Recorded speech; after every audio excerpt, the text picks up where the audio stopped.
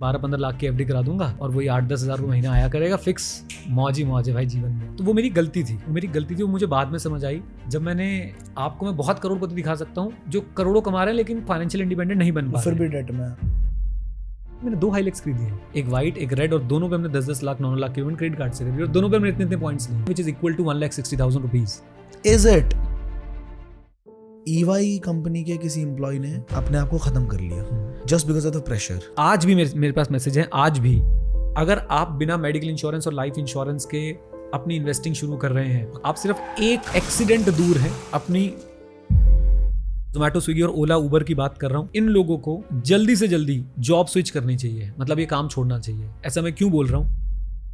आप शाहरुख खान को देखो, पान मसाला बेच रहा है। अक्षय कुमार जो आपको हर मूवी से पहले आके बता रहा होता है कि भैया सिगरेट मत पियो, ये हो जाएगा वो हो जाएगा, वहां आके कह रहा है कि जुमा केसरी। मेरी वीडियो मिलियन लोगों ने देखी है, लेकिन अगर उसे देख के किसी ने इंडेक्स फंड में इन्वेस्ट किया होगा 2018 में, आज भी वो मुझे इतना दुआएं निकालता होगा। बिल्कुल निकालते हैं राइट। आज की डेट में अगर मिस्टर नीरज अरोड़ा को बिल्कुल स्क्रैच से शुरू करना, no portfolios, no active income, nothing, तो 1 करोड़ रुपए कितने दिनों में कमा सकते हैं और कैसे कमाओगे?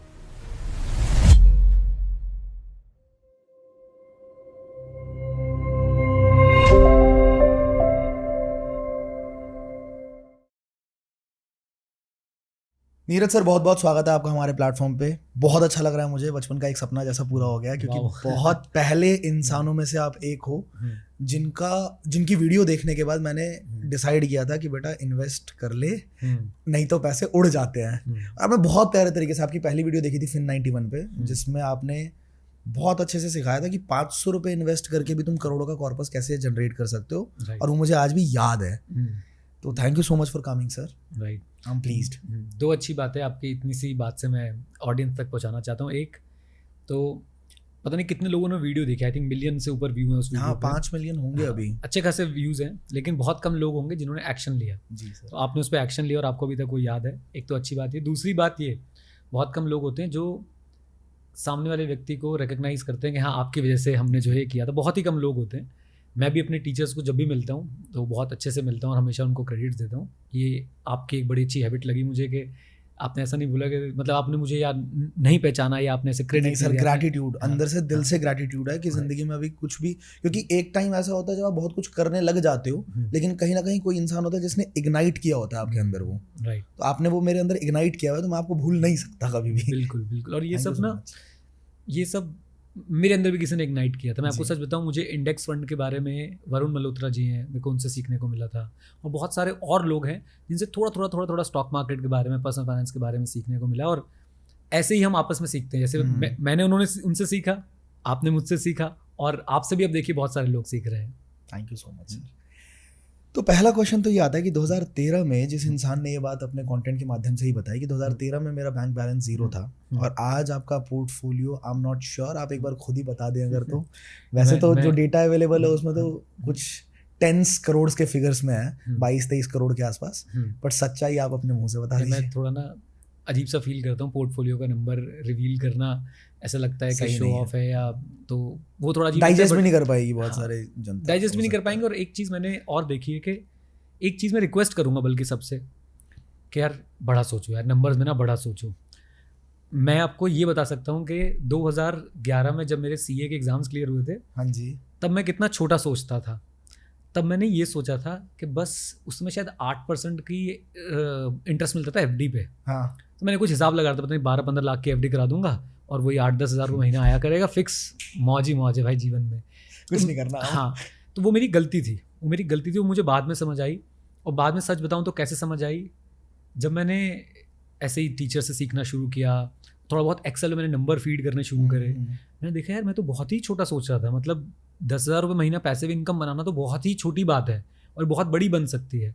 तो एक ये रिक्वेस्ट करूँगा मैं कि आप बहुत बड़ा सोचें नंबर वाइज, और बहुत बड़ा नंबर अचीव किया जा सकता है, एक आम आदमी भी कर सकता है, लेकिन उसके लिए आपको पहले ना एक थॉट बनाना पड़ेगा, एक पॉसिबिलिटी देखनी पड़ेगी कि हो सकता है। मेरा पोर्टफोलियो जो पब्लिकली अवेलेबल है, आई थिंक वो हमारी वेबसाइट पे हमने एक नया वेंचर शुरू किया था, उस वेबसाइट पे मेरी टीम ने मुझसे लड़ झगड़ के लिख दिया था, वो 20 करोड़ के आसपास का नंबर, 22 करोड़ का 22 करोड़ का नंबर लिखा होगा, 20-22 करोड़ के आसपास का। भगवान की दुआ से वो अच्छा चल रहा है, अच्छा बढ़ रहा है, तो आप यही अज्यूम कर लीजिए कि 22 करोड़ के आसपास ही है। राइट। ऐसा तो नहीं है। आपकी सरकास्टिक सी स्माइल ने कह दिया कि आप अज्यूम कर लीजिए। मतलब इतना तो मान लो, मिनिमम इतना तो है ही, ठीक राइट, है। मिनिमम इतना तो है ही। बट 22 करोड़ से ज़्यादा इंपॉर्टेंट मैं बोलूँगा कि ये देखिए कि मैंने वो 22 करोड़ रुपए तक मैं पहुँचा कैसे, बिल्कुल। राइट। और यहाँ सबसे इंपॉर्टेंट मैसेज ये है कि एक्टिव इनकम, आपका स्किल, आपकी एजुकेशन, ये इतनी ज़्यादा ज़रूरी है जिसको हम लोग बहुत अंडर एस्टिमेट करते हैं। हम ये तो देख लेते हैं इसके पास 20 करोड़ है, 10 करोड़ है या 100 करोड़ है।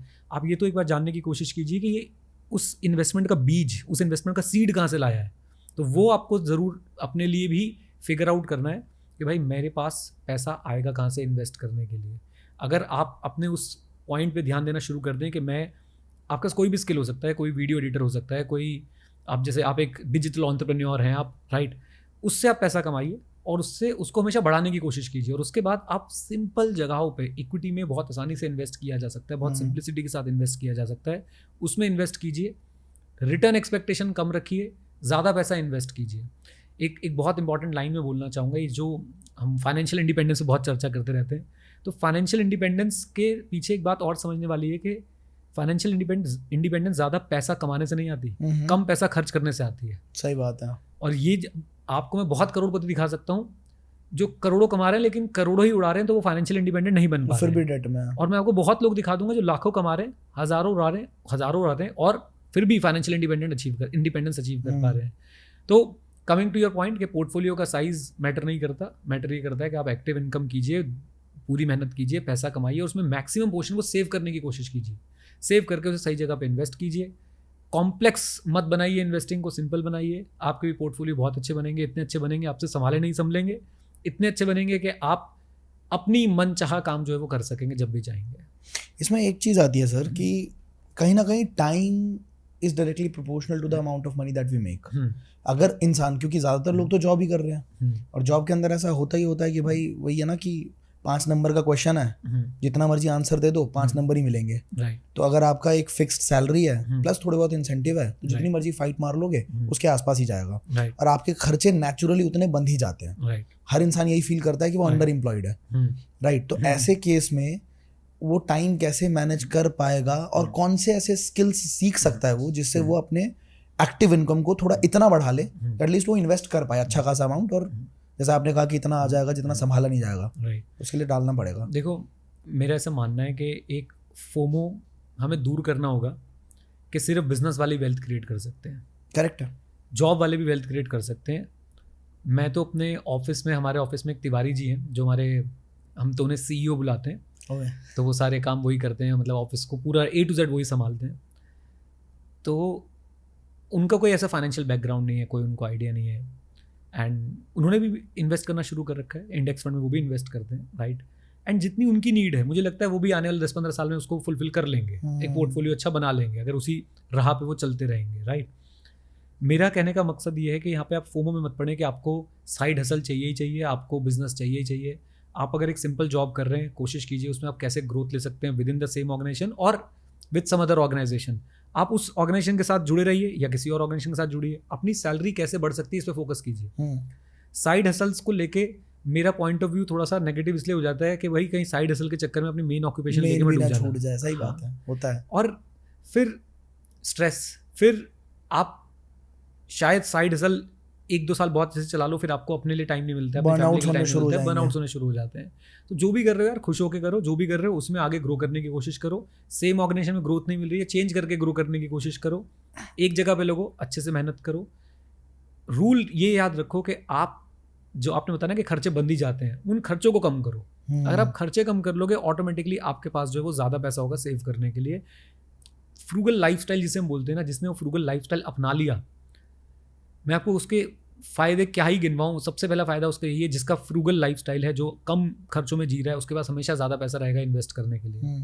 दूसरी बात, जब वो रिटायर भी होगा तो भी उसको कम पैसे में रिटायरमेंट उसकी हो सकती है, वो कम पैसे में बहुत ज़्यादा आज़ादी के साथ जी सकता है। तो ये 2 सबसे बड़े एडवांटेज मुझे लगते हैं। तो आपकी इनकम मुझे ऐसा लगता है मिनिमम 7 to 10% हर साल ग्रो करनी चाहिए। ये मिनिमम है, मैक्सिमम भगवान करे जितनी बढ़े उतनी अच्छी बात है, लेकिन मिनिमम 7 से 10% का इंक्रीमेंट आपको मिलता रहे। और आपकी इन्वेस्टमेंट्स ठीक इसी प्रपोर्शन में 5 से 7% पर एनम भी अगर इंक्रीज़ करते रहेंगे आप, ऑब्वियसली ये मिनिमम बता रहा हूँ मैं, तो भी आप लोग आराम से जो है अपनी ज़िंदगी के लिए एक अच्छा कॉर्पस बना सकते हैं। अब प्रॉब्लम ये है कि अब यहाँ पे 2 तरह के लोग देख रहे होंगे। एक होती है दुखी आत्मा, एक होती है अति दुखी आत्मा। सुखी होने का तो ऑप्शन है ही नहीं हमारी ज़िंदगी में। तो दुखी आत्मा सोची होगी ठीक है यार, ठीक कह रहा है, करके देखता हूँ ऐसे, वो 3-4-5 साल करेगा, उसको समझ आ जाएगा। अति दुखी आत्मा भी कमेंट कर देगी नहीं हो ही नहीं सकता ये तो ऐसी बातें कर रहे हैं।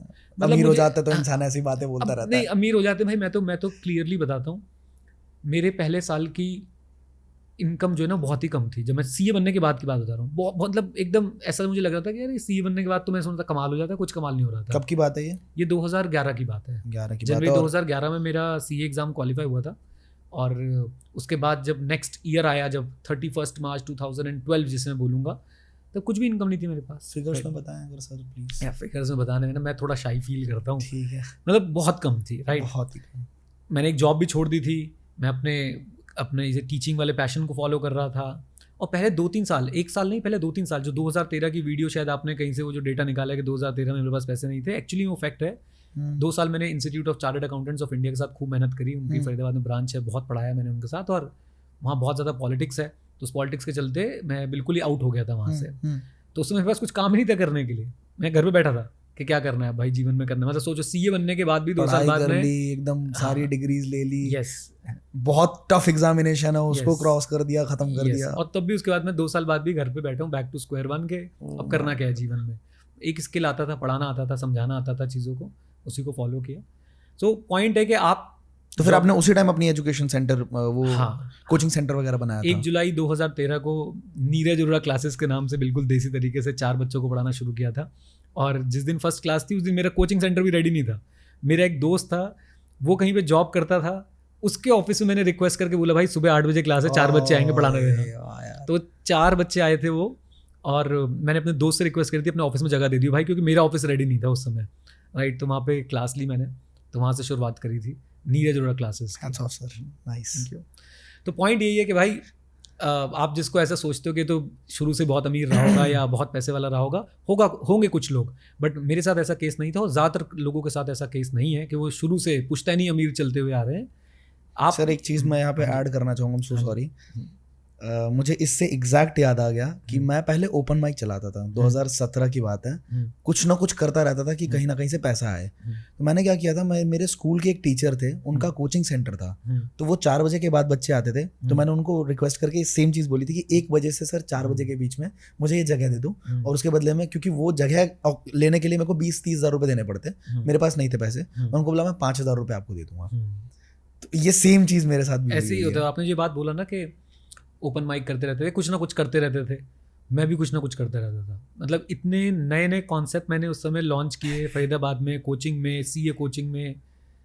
लोग मजाक उड़ाते थे यार, लिटरली मजाक उड़ाते थे मेरे को। मैं अपने वेंचर्स के नाम आपको बताऊंगा तो आप, आज हम स्किल की बात कर रहे हैं, तब मैंने उस समय भी कुछ स्किल स्कूल करके शुरू कर दिया था। स्किल स्कूल, पब्लिक स्पीकिंग हमने क्लब शुरू किया था यू स्पीक के नाम से। हम रात को सोचते थे, सुबह उठ के वेंचर लॉन्च कर देते थे, चलो भाई फेसबुक पेज बना दिया भाई, स्टार्ट करते हैं। एक वर्कशॉप में किया करता था IMCA। वो पहली वर्कशॉप मैंने अपने घर के सोफे पे बैठ के करी थी। मेरे घर के टीवी के अंदर, जो दहेज में मुझे टीवी मिला था, उसके अंदर मैं भाई साहब HDMI केबल लगा के बच्चों को प्रेजेंटेशन दिखा रहा था, ये देखो ये चीज़ चल रही है। मैं दहेज को प्रमोट नहीं कर रहा हूँ, खुशी से मिला था वो, राइट भाई। आजकल बहुत सोच के बोलना पड़ता है क्योंकि जीवन में दुखी आत्मा कम है, अति दुखी आत्मा ज़्यादा है।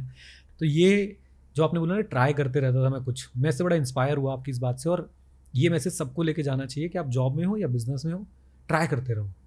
और लीगल चीज़ों को ट्राई करो, इलीगल चीज़ों को ट्राई मत करो। और ये ट्राई मत करो कि पैसा जल्दी बनाना है। आप आज की डेट में सबसे बड़ी प्रॉब्लम क्या हो रही है, how to make money fast. ये जो फास्ट वर्ड आ गया ना, ये बहुत बहुत दिक्कत दे रहा है। How to become millionaire in 20s। हाँ, ये बहुत दिक्कत दे रहा है। फास्ट वाली चीज़ से हो क्या रहा है ना, अगर मैं फाइनेंस के उससे बोलूँ, अभी इससे भी ने रिसेंट रिपोर्ट निकाली है, 93% लोग यार फ्यूचर एंड ऑप्शन में मेरे ख्याल से लूज कर रहे हैं पैसे को, राइट। और कितने लाखों करोड़ों रुपए जो है वो लूज कर रहे हैं वो। अभी एक बंदा रो भी रहा था ना, एक रील वायरल हुई थी, 96 लाख वो पता चला कि फेक है वो पता चला है वो फेक है वो रील। एक तो सोशल मीडिया पे जो चल रहा है उसकी जेन्युइननेस और फेकनेस को पता लगाने का कोई तरीका नहीं है, बट अभी उसके पीछे भी निकल के आ रहा है कि वो बंदा फेक है। वो पहले भी कुछ ऐसी चीज़ें कर चुका है, मतलब थोड़ा लाइम लाइट में आने के लिए, और बहुत सारी चीज़ें। अंडरलाइन पॉइंट यही है कि आप ट्राई करो और पैसे बनेंगे, बिल्कुल बनेंगे, लेकिन इस चक्कर मत रहो कि भाई मुझे कल ही पैसे चाहिए या मुझे महीने का 10% रिटर्न चाहिए। ये सब, इन सब चक्करों में मत पड़ो। मेहनत करो, कोई भी एक प्रोफेशन पकड़ो, उसकी डेप्थ में जाओ, आपको लोग जानने लगेंगे उस प्रोफेशन के नाम से, और उस प्रोफेशन को आपके नाम से, उस दिन आप हिट हो जाते हो। और उस दिन आपके पास खूब पैसा आएगा, उस पैसे को बस संभालना है। अब एक बार पैसा आ गया उसको संभालना बहुत ज़रूरी है, मुझे लगता है संभालना बहुत टफ भी है, राइट। पैसा बहुत लोग कई बार, अगर हम बात करें यूएस में तो बहुत फेमस है, जितने भी आप स्पोर्ट्स पर्सनालिटी देखोगे, स्पेसिफिकली जो बास्केटबॉल प्लेयर्स होते हैं उनके बारे में हमेशा बोला जाता है कि बहुत जल्दी अमीर बनते हैं और बैंकक्रप्ट भी बहुत जल्दी होते हैं। बिल्कुल बिल्कुल बिल्कुल बिल्कुल। मैंने एक और बॉक्सर था ना जो जिसका ये फेमस भी हुआ था, माइक टाइसन शायद, या कि वो बर्बाद हो गया था, बैंकक्रप्ट हो गया था। टाइसन की ऐसे प्रॉपर फाइनेंशियल हिस्ट्री नहीं पता, जी। बट मैं आपको, आपका ईयर ऑफ बर्थ क्या है? 1997। तो आप मुझसे लगभग 11 साल छोटे हो यार। मतलब मैं 86 में पैदा हुआ, तो मैं इसलिए पूछ रहा था कि आप अगर क्रिकेट में थोड़ा इंटरेस्ट रखते तो एक क्रिस केन्स करके एक प्लेयर होते थे न्यूजीलैंड के, उनके बारे में पढ़िएगा आप। सोचिए न्यूजीलैंड के लिए इंटरनेशनल क्रिकेट खेले और अच्छे मैचेस खेले, एंड उनके साथ फिर फाइनेंशियली बहुत बुरा हुआ, राइट। और इंडिया में भी आपको बहुत सारे लोग ऐसे मिल जाएंगे, बहुत सारे एग्जाम्पल्स आपको ऐसे मिल जाएंगे जो फाइनेंशियली अपने प्रोफेशन में बहुत अच्छे रहे, लेकिन जैसे प्रोफेशन से हटे उनकी फाइनेंशियल मिस्टेक्स इतनी बड़ी बड़ी हुई जिसके कारण से वो ऑलमोस्ट बैंक्रप्सी के कगार पे जो है। एक बहुत बड़ा एग्जांपल ABC और अमिताभ बच्चन जी, बट वो तो बाउंस बैक के लिए यूज करो ना, उन्होंने वहां से फिर उसको बहुत अच्छे से टर्न अराउंड भी किया, बहुत अच्छा टर्न अराउंड भी किया। बट यस, कुछ बैड डिसीजन उनके भी रहे होंगे जो वहां तक पहुंचे, बैंक्रप्सी तक पहुंचे। तो मुझे लगता है पैसा कमाने के बाद उसे संभालना एक बहुत बड़ी कला है, क्योंकि जब आपके हाथ में पैसे होते हैं ना, लोगों की नज़रें भी आपके ऊपर होती हैं और आप भी थोड़ा सा तैश में आ जाते हो कि बताओ कहाँ लगाने हैं, मैं लगाऊंगा, अच्छा अब तो मैं इससे और ज़्यादा कमाऊंगा। तब आपको सबसे ज़्यादा संयम की ज़रूरत होती है कि मेरे पास जितना पैसा है मैं उसको कैसे सही जगह पे इन्वेस्ट करूँ कि रिस्क कम से कम हो, रिटर्न एवरेज मिल जाए, लेकिन रिस्क बिल्कुल कम होना चाहिए, डाउन साइड रिस्क कम रखना चाहिए। 25,000 30,000 की सैलरी हमारे यहाँ मेरे ख्याल से 90% ऑलमोस्ट लोग हैं जो 25,000 से नीचे ही कमाते हैं। बिल्कुल सही बोला आपने, अगर आप ऊपर बोलते तो मैं आपको करेक्ट करता, नीचे ही कमाते हैं। तो ऐसे केस में शुरुआत कैसे करी जाए, एक बार थोड़ा सा कि इन्वेस्टिंग जर्नी की शुरुआत में कैसे कर सकता हूँ और कहाँ से मुझे करना चाहिए? सबसे पहले तो वो वाली रीले देखना छोड़ दो कि अपनी सैलरी का 25% इन्वेस्ट करो। सबसे पहले तो वो देखना छोड़ो। क्यों? क्योंकि ये जो रील्स बनती हैं, जो शॉर्ट्स बनती हैं, शायद मैं भी बनाता हूँ और शायद मैं भी बनाऊंगा, ये व्यूज के लिए बनती है। बहुत सिंपल सी बात है। हमारे मुझे चाहिए व्यू, सीधी बात। हमारी टीम बोलती है भैया ये बोल दोगे ना तो देखना क्या आग लग जाएगी, बिल्कुल राइट। आप मुझसे अच्छी तरह जानते हैं ये सारी चीज़ें। नहीं, एक बात समझ लो, चाहे 100 रुपये चाहे 500 रुपये इन्वेस्ट करना शुरू करो। आपकी सैलरी 10,000 भी है ना, मैं भी आपसे बोलूँगा कोई बात नहीं, आप 2500 नहीं जोड़ सकते, क्योंकि एक 10,000 वाली सैलरी वाला व्यक्ति ना 2500 रुपये नहीं निकाल सकता अलग से। आप 100 रुपये तो निकाल सकते हो, 500 तो निकाल सकते हो। First thing is you should start investing. इसको बहुत लोग क्रिटिसाइज करते हैं। इवन मैं एक बहुत बड़े ऐसे व्यक्ति से मिला जो PMS चलाते हैं। PMS is portfolio management service, और अच्छे स्मॉल केसेस वगैरह भी चलाते हैं, और वो क्लियरली बोलते हैं कि बड़ा पैसा बनाना है तो बड़ा पैसा लगेगा। मैं इस बात के अगेंस्ट हूँ। उनके हिसाब से 10,000 रुपये महीना कमाने वाला कभी भी कामयाब नहीं हो सकता है स्टॉक मार्केट में, बट मैं इस बात के पार्शली अगेंस्ट हूँ। अगर वो व्यक्ति 100 रुपये लगाना शुरू करेगा, होगा क्या, उसे अवेयरनेस आनी शुरू होगी कि क्या कर रहा हूँ मैं। और एक फेवरेट कोट है मेरा, शायद मैंने पढ़ा था एक बुक में, the magic of thinking big थी या फिर थिंक एंड ग्रो रिच थी।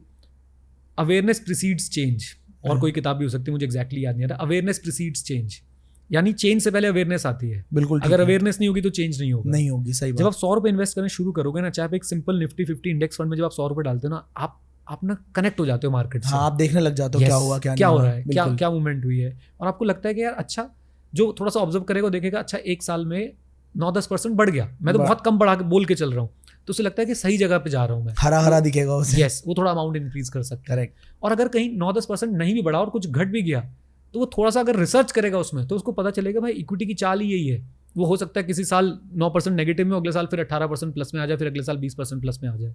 तो एक अवेयरनेस आएगी उसके अंदर, साथ साथ एक हैबिट बन जाएगी। वो कुछ वीडियोस देखनी शुरू करेगा, क्योंकि उसके पैसे लगे, जब तक नहीं लगेंगे तब तक नहीं देखेगा। यस, कुछ पढ़ सकता है, कुछ वीडियोस देख सकता है। बिल्कुल सही है। मैं आज अपने 3 स्टूडेंट्स के साथ था, बहुत ही शैतान स्टूडेंट्स है मेरे वो, मैं उनको इंटरमीडिएट में पढ़ाया करता था। आज बाई चांस हम लोग मिले, तो ये इन्वेस्टमेंट की बातचीत चल रही थी। और टीचर क्या होता है ना, टीचर ना दोष दर्शन करता है। दोष दर्शन क्या होता है, इसमें बहुत फेमस कहानी है, चुटकुला समझ लो। कुमार विश्वास जी बताते हैं कि एक अंग्रेजी के टीचर की लड़की जो है उसके दूसरे स्टूडेंट के साथ भाग गई। तो अंग्रेजी का टीचर बड़ा नाराज़, तो लोगों ने पूछा जी कोई बात नहीं जी, बच्चे हैं आ जाएंगे। तो कहते नहीं भाग गई लेकिन इंग्लिश में लेटर लिख के गई है, 4 ग्रामर की मिस्टेक करके गई है। तो टीचर जो है ना वो दोष दर्शन कर रहा होता है। तो मैं भी उनसे बात कर रहा हूँ अपने स्टूडेंट से, तो बता रहे हैं सर इतनी सैलरी, इतना पैकेज। और पहली बात यार, मैं तो आई फील, मैं ये बात ना शेयर कर रहा हूँ आपके सामने, कुछ स्टूडेंट्स ऐसे होते हैं जो आपको ना पूरी ज़िंदगी इज्जत देते हैं, पूरी इज्जत ज़िंदगी देते हैं, बिल्कुल ठीक है। वो तीनों आज भी मिले, सर नमस्ते, कुछ किसी ने पैर भी छुए और बहुत अच्छे से तहजीब से इज्जत से बात करी, राइट। तो ये मैं उनकी स्पेशल तारीफ भी कर रहा हूँ यहाँ पे।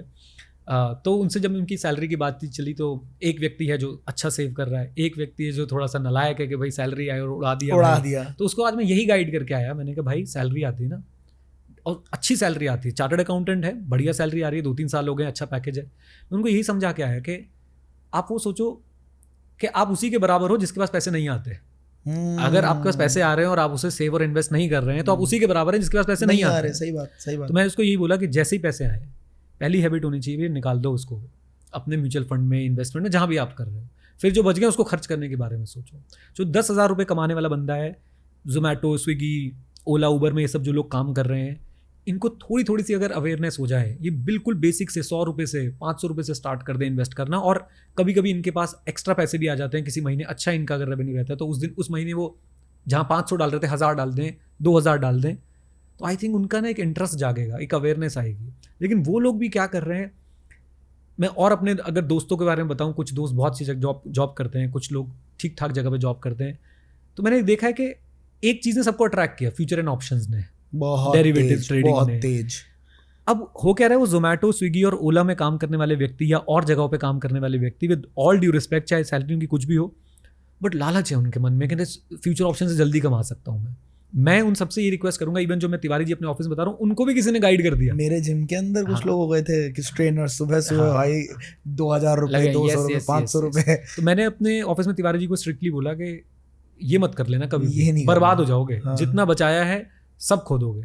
और वो नहीं करते, मानते हैं बात को। तो मैं यही बोलना चाहूँगा कि आपकी सैलरी कितनी भी कम हो, आप एक बार इक्विटी के बारे में थोड़ा सा रीड करो, थोड़ा सा जानो, 100 रुपये से 500 रुपये से इन्वेस्ट करना शुरू करो। SIP एक कमाल की चीज़ है, 100 रुपये से आप शुरू कर सकते हो। कई म्यूचुअल फंड है जिसमें 100 रुपये की भी SIP चल जाएगी, तो वहाँ से आपको अवेयरनेस आएगी। और एक बार अवेयरनेस आ गई ना यार, कोई भी व्यक्ति, आपने अगर इतना कुछ बनाया है या किसी व्यक्ति ने इतना कुछ बनाया, वो ऊपर से सीख के कुछ नहीं आया था। आप भी हिट एंड ट्रायल करते रहे ना, फिर आपको एक रास्ता मिला, आपने बोला यार ये रास्ता तो सही है, फिर आप उस पर और आगे बढ़े, आपने बोला इसको तो मैं और आगे बढ़ा सकता हूँ। तो आप चलते चलते चलते आज देखो कहाँ मजा आ गया। एग्जैक्टली अचानक से समझ आता है कि हाँ ये है, दिस इज व्हाट इज। तो ऐसे ही हर व्यक्ति को इररिस्पेक्टिव ऑफ द फैक्ट उसकी सैलरी क्या है, थोड़ी सी इक्विटी की नॉलेज लेते हुए 100 रुपये महीने से, 500 रुपये महीने से, उसकी जेब जो अलाउ करती है उससे ज़रूर स्टार्ट करना चाहिए, ज़रूर स्टार्ट करना चाहिए। पर्सनल फाइनेंस के बेसिक्स ज़रूर क्लियर करने चाहिए। और जब मैं जोमेटो, स्विगी और ओला, उबर की बात कर रहा हूँ, मैं यहाँ पे एक बात ज़रूर कहना चाहूँगा, इन लोगों को जल्दी से जल्दी जॉब स्विच करनी चाहिए, मतलब ये काम छोड़ना चाहिए। ऐसा मैं क्यों बोल रहा हूँ, इन फील्ड में अगर आप देखेंगे ना, जोमेटो वगैरह में, इसमें ग्रोथ नहीं है। इसमें 2 साल पहले जो सैलरी कमा रहे थे ना, आज भी शायद वही कमा रहे होंगे। And this is very bad. ना इनको फुल टाइम एम्प्लॉय वाले राइट मिलते, ना ही इनको हर साल वो सैलरी में इंक्रीमेंट मिलता है, राइट, ना ही कोई इनको वो मेडिकल इंश्योरेंस और ये सारी चीज़ें जो एक रेगुलर एम्प्लॉयर को देनी पड़ती हैं, ना ही वो मिलता है। तो इनको एक ज़रूर सोचना चाहिए कि मैं कैसे इस चीज़ से बाहर निकलूँ और मैं ऐसी जॉब की तरफ जाऊँ जहाँ पे सैलरी शायद थोड़ी सी कम हो, लेकिन मुझे थोड़े और बेनिफिट्स वहाँ से मिल जाए। एंड एक बात मैं यहाँ पे और भी बोलना चाहूँगा कि मुझे नहीं पता एग्जैक्टली, बट अगर गवर्नमेंट की कोई स्कीम्स हैं जो आपको मेडिकल इंश्योरेंस और लाइफ इंश्योरेंस दे रही हैं कम पैसों में, वो आपको ज़रूर लेनी चाहिए। अच्छा, ज़रूर लेनी चाहिए। अगर आप बिना मेडिकल इंश्योरेंस और लाइफ इंश्योरेंस के अपनी इन्वेस्टिंग शुरू कर रहे हैं, कभी भी आप सिर्फ एक एक्सीडेंट दूर हैं अपनी फाइनेंशियल लाइफ को पूरी तरह बर्बाद करने से। और एक्सीडेंट भी नहीं, किसी की तबीयत खराब हो सकती है यार घर में, राइट, किसी कोई डिजीज़ निकल सकती है। तो अगर कोई ऐसा गवर्नमेंट की स्कीम है, मुझे गवर्नमेंट स्कीम्स की बिल्कुल आइडिया नहीं है, अगर आप थोड़ा अच्छे पैसे कमाते हैं तो आपको गवर्नमेंट स्कीम्स के बारे में ना सोचते हुए चुपचाप जो है वो अपना प्राइवेट मेडिकल इंश्योरेंस ले लेना चाहिए और अपना टर्म इंश्योरेंस करवा लेना चाहिए। इन दोनों के बिना अगर आप आगे बढ़ रहे हैं तो आप अपनी पर्सनल फाइनेंस लाइफ के साथ मजाक कर रहे हैं, लिटरली। जो कमाओगे 10-15 साल, जो दबाओगे बचाओगे, एक बार में जीरो हो जाएगा। और लोग सोचते हैं कि मेडिकल इंश्योरेंस क्या करवाना, मेरे पास तो 15 लाख रुपए पड़े हुए हैं, जब चाहिए होगा लगा दूंगा। ये इतनी बड़ी बेवकूफ़ी है। आप एक बार लगा दोगे, एक बार आपने 15 लाख खर्च कर दिए, वो जीरो हो गए, भगवान ना करे अगले साल फिर से जरूरत पड़ गई, फिर कहाँ से लाओगे? वो आपको मेडिकल इंश्योरेंस पॉलिसी आपको ऐसा बेनिफिट देती है कि आप हर साल एक प्रीमियम देके जो एक अमाउंट का कवर आप ले सकते हो। तो ये एस्पेक्ट ऐसे हैं जिन पे अब इन पे पता क्या है, शायद इस बात पे लोग ना स्किप कर दें इस वीडियो को कि चलो भाई आगे देखते हैं, आगे बताएगा शेयर के बारे में, म्यूचुअल फंड के बारे में, तो बोरिंग बातें हो रही है। यही बोरिंग बातें हैं जो बहुत ज़्यादा मैटर करती है लाइफ में। मैंने अपनी लाइफ में ऐसा होते हुए देखा है लोगों के साथ कि सिर्फ और सिर्फ एक बीमारी के चक्कर में घर तक बिक गए लोगों के। लिटरली घर बिक गए, उधार चढ़ गए। उधार भी ऐसे चढ़े जो मार्केट से उधार चढ़ता है ना, जब आप बैंक से लोन ना लेके किसी पर्सनल व्यक्ति से लोन लेते हो जो आपको 2-3% पर मंथ का इंटरेस्ट चार्ज करता है, तोड़ देता है वो आपकी कमर को बुरी तरीके से। पूरे पूरे परिवार बर्बाद होते हुए मैंने देखे। भगवान ना करे ऐसा किसी के साथ हो। और इसी के लिए रिस्क को कवर करना बहुत ज़्यादा ज़रूरी है, बहुत ज़्यादा ज़रूरी है। आप रिस्क कवर नहीं करेंगे, सिर्फ इन्वेस्टमेंट के बारे में सोचेंगे तो भी बहुत बड़ी गड़बड़ी कर रहे हैं। और जो भी लोग ऐसी जॉब के अंदर हैं, जैसे मैंने बताया ओला, उबर, जोमेटो, स्विगी, उनको ज़रूर सोचना चाहिए कि आपकी ईयर ऑन ईयर ग्रोथ नहीं हो रही है, आप आगे कैसे सर्वाइव करने वाले हो, क्योंकि इन्फ्लेशन तो बढ़ रही है। ईयर ऑन ईयर ग्रोथ होना आपकी इनकम में बहुत ज़्यादा ज़रूरी है। हेलो, आई नो इस पॉडकास्ट को देखने में आपको बहुत मजा आ रहा है, काफी कुछ नया सीखने को भी मिल रहा होगा, तभी आप इस पॉडकास्ट को यहाँ तक देख रहे हो। इस पॉडकास्ट के बदले में मैं आपसे एक छोटी सी रिक्वेस्ट कर रहा हूँ कि ये जो सब्सक्राइब का बटन है इसे आप क्लिक कर सकते हैं, ताकि हमारा परिवार बहुत ज्यादा बड़ा होगा और जब कभी भी हम किसी बड़े गेस्ट को इन्वाइट करना चाहेंगे अपने प्लेटफॉर्म पे, तो उनको हम बता सकते हैं कि इतने सारे लोग हैं जो आपको सुनना चाहते हैं, आपसे कुछ नया सीखना चाहते हैं। और अगर आपको इस पॉडकास्ट से थोड़ी सी भी लर्निंग मिली है, कुछ नया सीखा है आपने, आपके माइंड का लेवल थोड़ा बढ़ा है, तो इसको शेयर करना बिल्कुल मत भूलना और लाइक करके मुझे इंस्पायर जरूर करना, ताकि मैं इस तरह के और भी पॉडकास्ट आपके लिए लेके आता रहूं। Thank you so much. Let's get back to the podcast. लेकिन कई बार ना पॉलिसीज के अंदर भी फ्रॉड्स हो जाते हैं। अभी रिसेंट की बात है, मेरा कोई दोस्त था, मेडिकल इंश्योरेंस उसके फादर का था और उसको बताया नहीं गया। कुछ तो चीज थी, मुझको एग्जैक्ट याद भी नहीं है, लेकिन कुछ और मेंशन्ड था। उसको कोई और कमरे में उसने स्टे करवा दिया और उसके बाद उन्होंने बोला कि नहीं, हम ये तो कवर कर ही नहीं रहे हैं। तो इसके फ्रॉड से क्या पढ़ के बचना है, मतलब कहाँ से नॉलेज लें इसके बारे में? अब देखो, दोनों चीजें इसके अंदर। एक, कई बार हम पॉलिसी लेते समय जो है आलस कर जाते हैं। हाँ, कि भाई साइन करा लो, प्रीमियम 1000 रुपए कम कर दे यार हमारा यार। हाँ, आपको नहीं पता आपसे प्रीमियम 1000 रुपए 2000 रुपए कम करा के आपसे क्या क्या छीन रहा है। हाँ, बिल्कुल। आपको उस समय दिख रहा था 2000 रुपए का प्रीमियम कम हो गया। दूसरी बात, वही साइन कर देते हैं, जल्दी से बताओ कहाँ साइन कर रहे हैं। कुछ बेसिक चीजें हैं जो मेडिकल इंश्योरेंस में आपको देख लेनी चाहिए, जो आपके साथ, आपके फ्रेंड के साथ जो हुआ, आपने जो बताया, रूम रेंट लिमिट के चलते या को पेमेंट क्लॉज के चलते हो सकता है। कई बार कंपनीज अपनी पॉलिसी में लिख देती हैं, आजकल हॉस्पिटल में भी तो रूम होते हैं ना कि सिंगल ऑक्यूपेशन, डबल ऑक्यूपेशन, और फिर वो डॉर्मेट्री आती है, राइट, जनरल वार्ड जिसे आप बोल देते हैं, तो उसमें लिखा होता है पॉलिसी में कि हम यहाँ तक की कवर करेंगे, इसके ऊपर जाओगे तो हम कवर नहीं करेंगे। तो वो सारी चीज़ें आपको पहले से पता होनी, पढ़ लेना, अच्छे दिमाग से पढ़ लो। आप बेसिक एक चेकलिस्ट बना लो। रूम रेंट हो गया, को पेमेंट क्लॉज हो गया, आपका post hospitalisation coverage, pre hospitalisation coverage, कुछ 6-7 चीज़ें आप पढ़ लोगे ना और एजेंट से पूछ लोगे तो वो मोर देन सफिशिएंट होगा। प्लस उस एजेंट को रिस्पॉन्सिबल ठहराया जाए कि भाई आपने दी थी पॉलिसी, उसने तो हाथ खड़े कर दिए उसके बाद, तो वो तो भड़क भी गया था कि मैं इस पे केस ठोकूंगा। डेफिनेटली उसको कन्फ्रंट करना चाहिए। और ये हमें एजेंट से जितने क्वेश्चन पूछने, पॉलिसी लेने से पहले पूछ लो, जितने क्वेश्चन पूछने हैं पूछ लो, क्योंकि भाई पॉलिसी की बात, अच्छा फिर वही बात है, हर प्रोफेशन में अच्छे लोग भी, बुरे लोग भी। बिल्कुल। मेरे एजेंट हैं, मेरे जो इंश्योरेंस करते हैं, मेरे लिए सारी चीज़ें करते हैं, तो मैंने गाड़ी का इंश्योरेंस उनसे ही करवाता हूँ हर बार, हर साल। एक मेरे पास कार है, तो उसका एक्सीडेंट हो गया। एक्सीडेंट क्या हो गया, ट्रक वाले ने पीछे से मार दिया, हम उसको लेके गए वर्कशॉप में, उन्होंने खर्चा बता दिया, अराउंड 1.25 लाख 1.5 लाख रुपये के आसपास का खर्चा बता दिया। तो मैंने अपने एजेंट को फ़ोन किया, उन्होंने इंश्योरेंस कंपनी से कोऑर्डिनेट किया, इंश्योरेंस कंपनी ने बोला जी ये चीज़ तो कवर नहीं होगी, ये नहीं होगा। मैंने अपने एजेंट से बोला भाई मैं नहीं जानता, तू देख ले, आप देख लो। और एंड एक्चुअली उन्होंने देखा, आप मानोगे वो एजेंट मेरे लिए किया है या पता नहीं, वो सबके लिए ऐसा करते हैं। मेरी गाड़ी भी वही लेके आए वर्कशॉप से वापस जाके कि सर मैं डिलीवर करके जाऊँगा घर पे आपको पूरी सेटिस्फैक्शन के साथ। तो ऐसे भी लोग हैं, ऑन द कॉन्ट्ररी ऐसे भी लोग हैं, भाई हमने इंश्योरेंस बेच दिया, अब तू कौन और मैं कौन, है ना। तो ये आपको थोड़ा सा समझना है, उस बंदे की रेपुटेशन कैसी है जो आपको इंश्योरेंस बेच रहा है। बेसिक्स आपको थोड़ा सा पढ़ने ही पड़ेंगे, जानना ही पड़ेगा कि भाई क्या क्या कवर है, मेरी पॉलिसी में क्या क्या कवर नहीं है। उसके बिना आप हमेशा, आपको पागल बनाया ही जाएगा।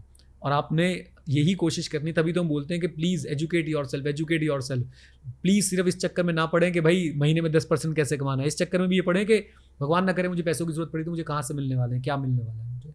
आप ऐसी बात मैं आपको बताता हूँ कि हमारे ही नोन में जिनको सारी चीज़ें पता है, उनकी घर में हॉस्पिटलाइजेशन हुई और हॉस्पिटल वालों ने सीधा मना कर दिया जी कैशलेस तो होगा ही नहीं, इस कंपनी के साथ हमारा कॉन्ट्रैक्ट नहीं है। पहले था, जब पॉलिसी ली थी तब था, राइट। अब उनका कुछ आपस में कुछ डिस्प्यूट हुआ, हॉस्पिटल्स को ब्लैक लिस्ट कर देते हैं या कुछ कर देते हैं, उस समय नहीं था, राइट। अब उसमें भी आप देखिए कि फाइनेंस एक ऐसी चीज़ है, आप कुछ एक्सपीरियंस से सीखते हो, कुछ आपको प्रिपरेशन करनी पड़ती है।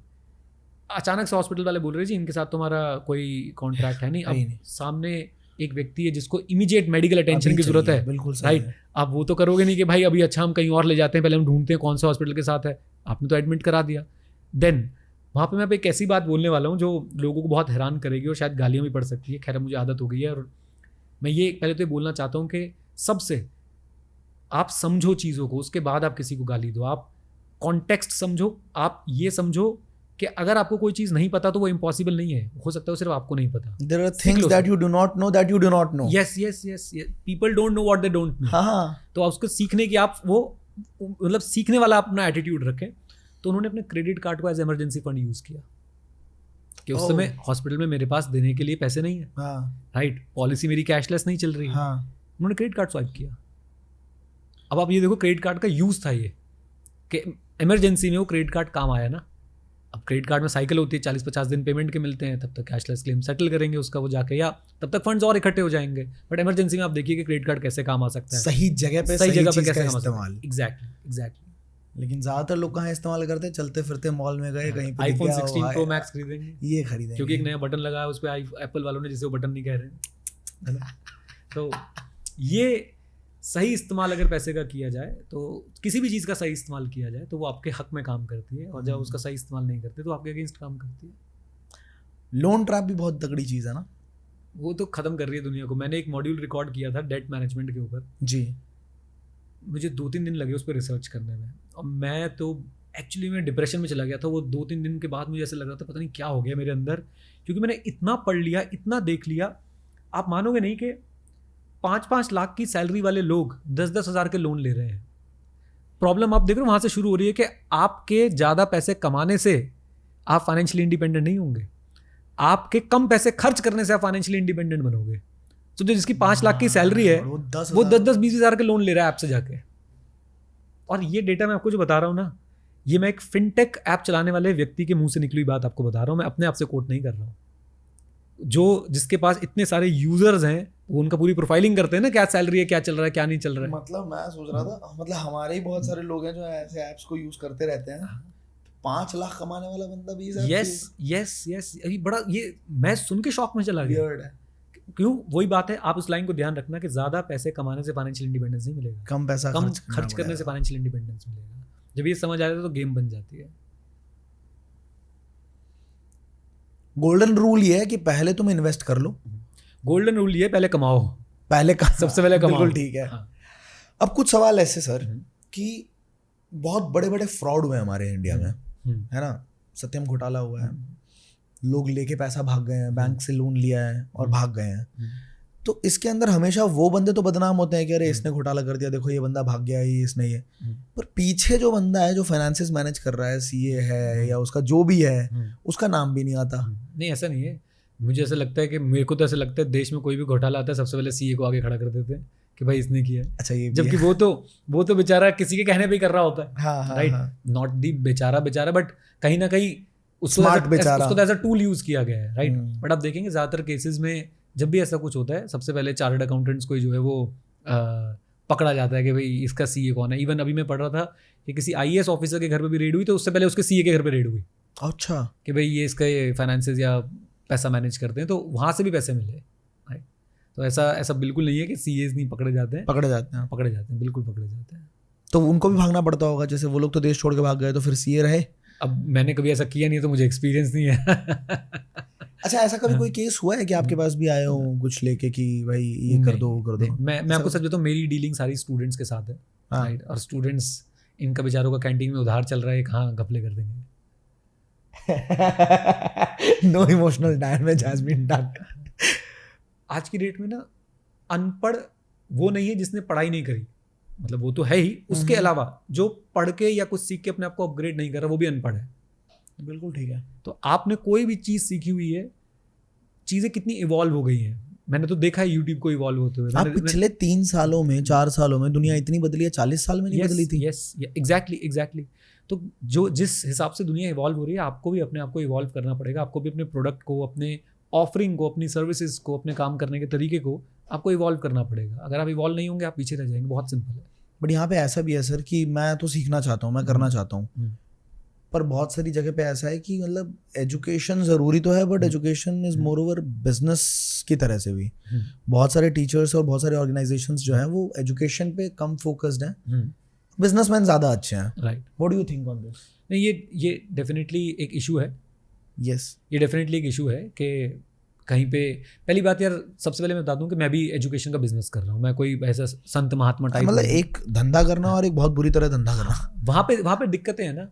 बुरी तरह धंधा करना क्या होता है, वो हर जगह पे यार फ्रॉड लोग कौन सी फ्रेटर्निटी में नहीं है। मैं आपको अपनी फ्रेटर्निटी की बात बताता हूँ। एक हमारे यहाँ पे भाई साहब हैं, सीए की कोचिंग देते हैं, यूट्यूब के फेक व्यूज़ खरीदते हैं ये दिखाने के लिए कि मेरे पास ज़्यादा जो है वो स्टूडेंट्स हैं।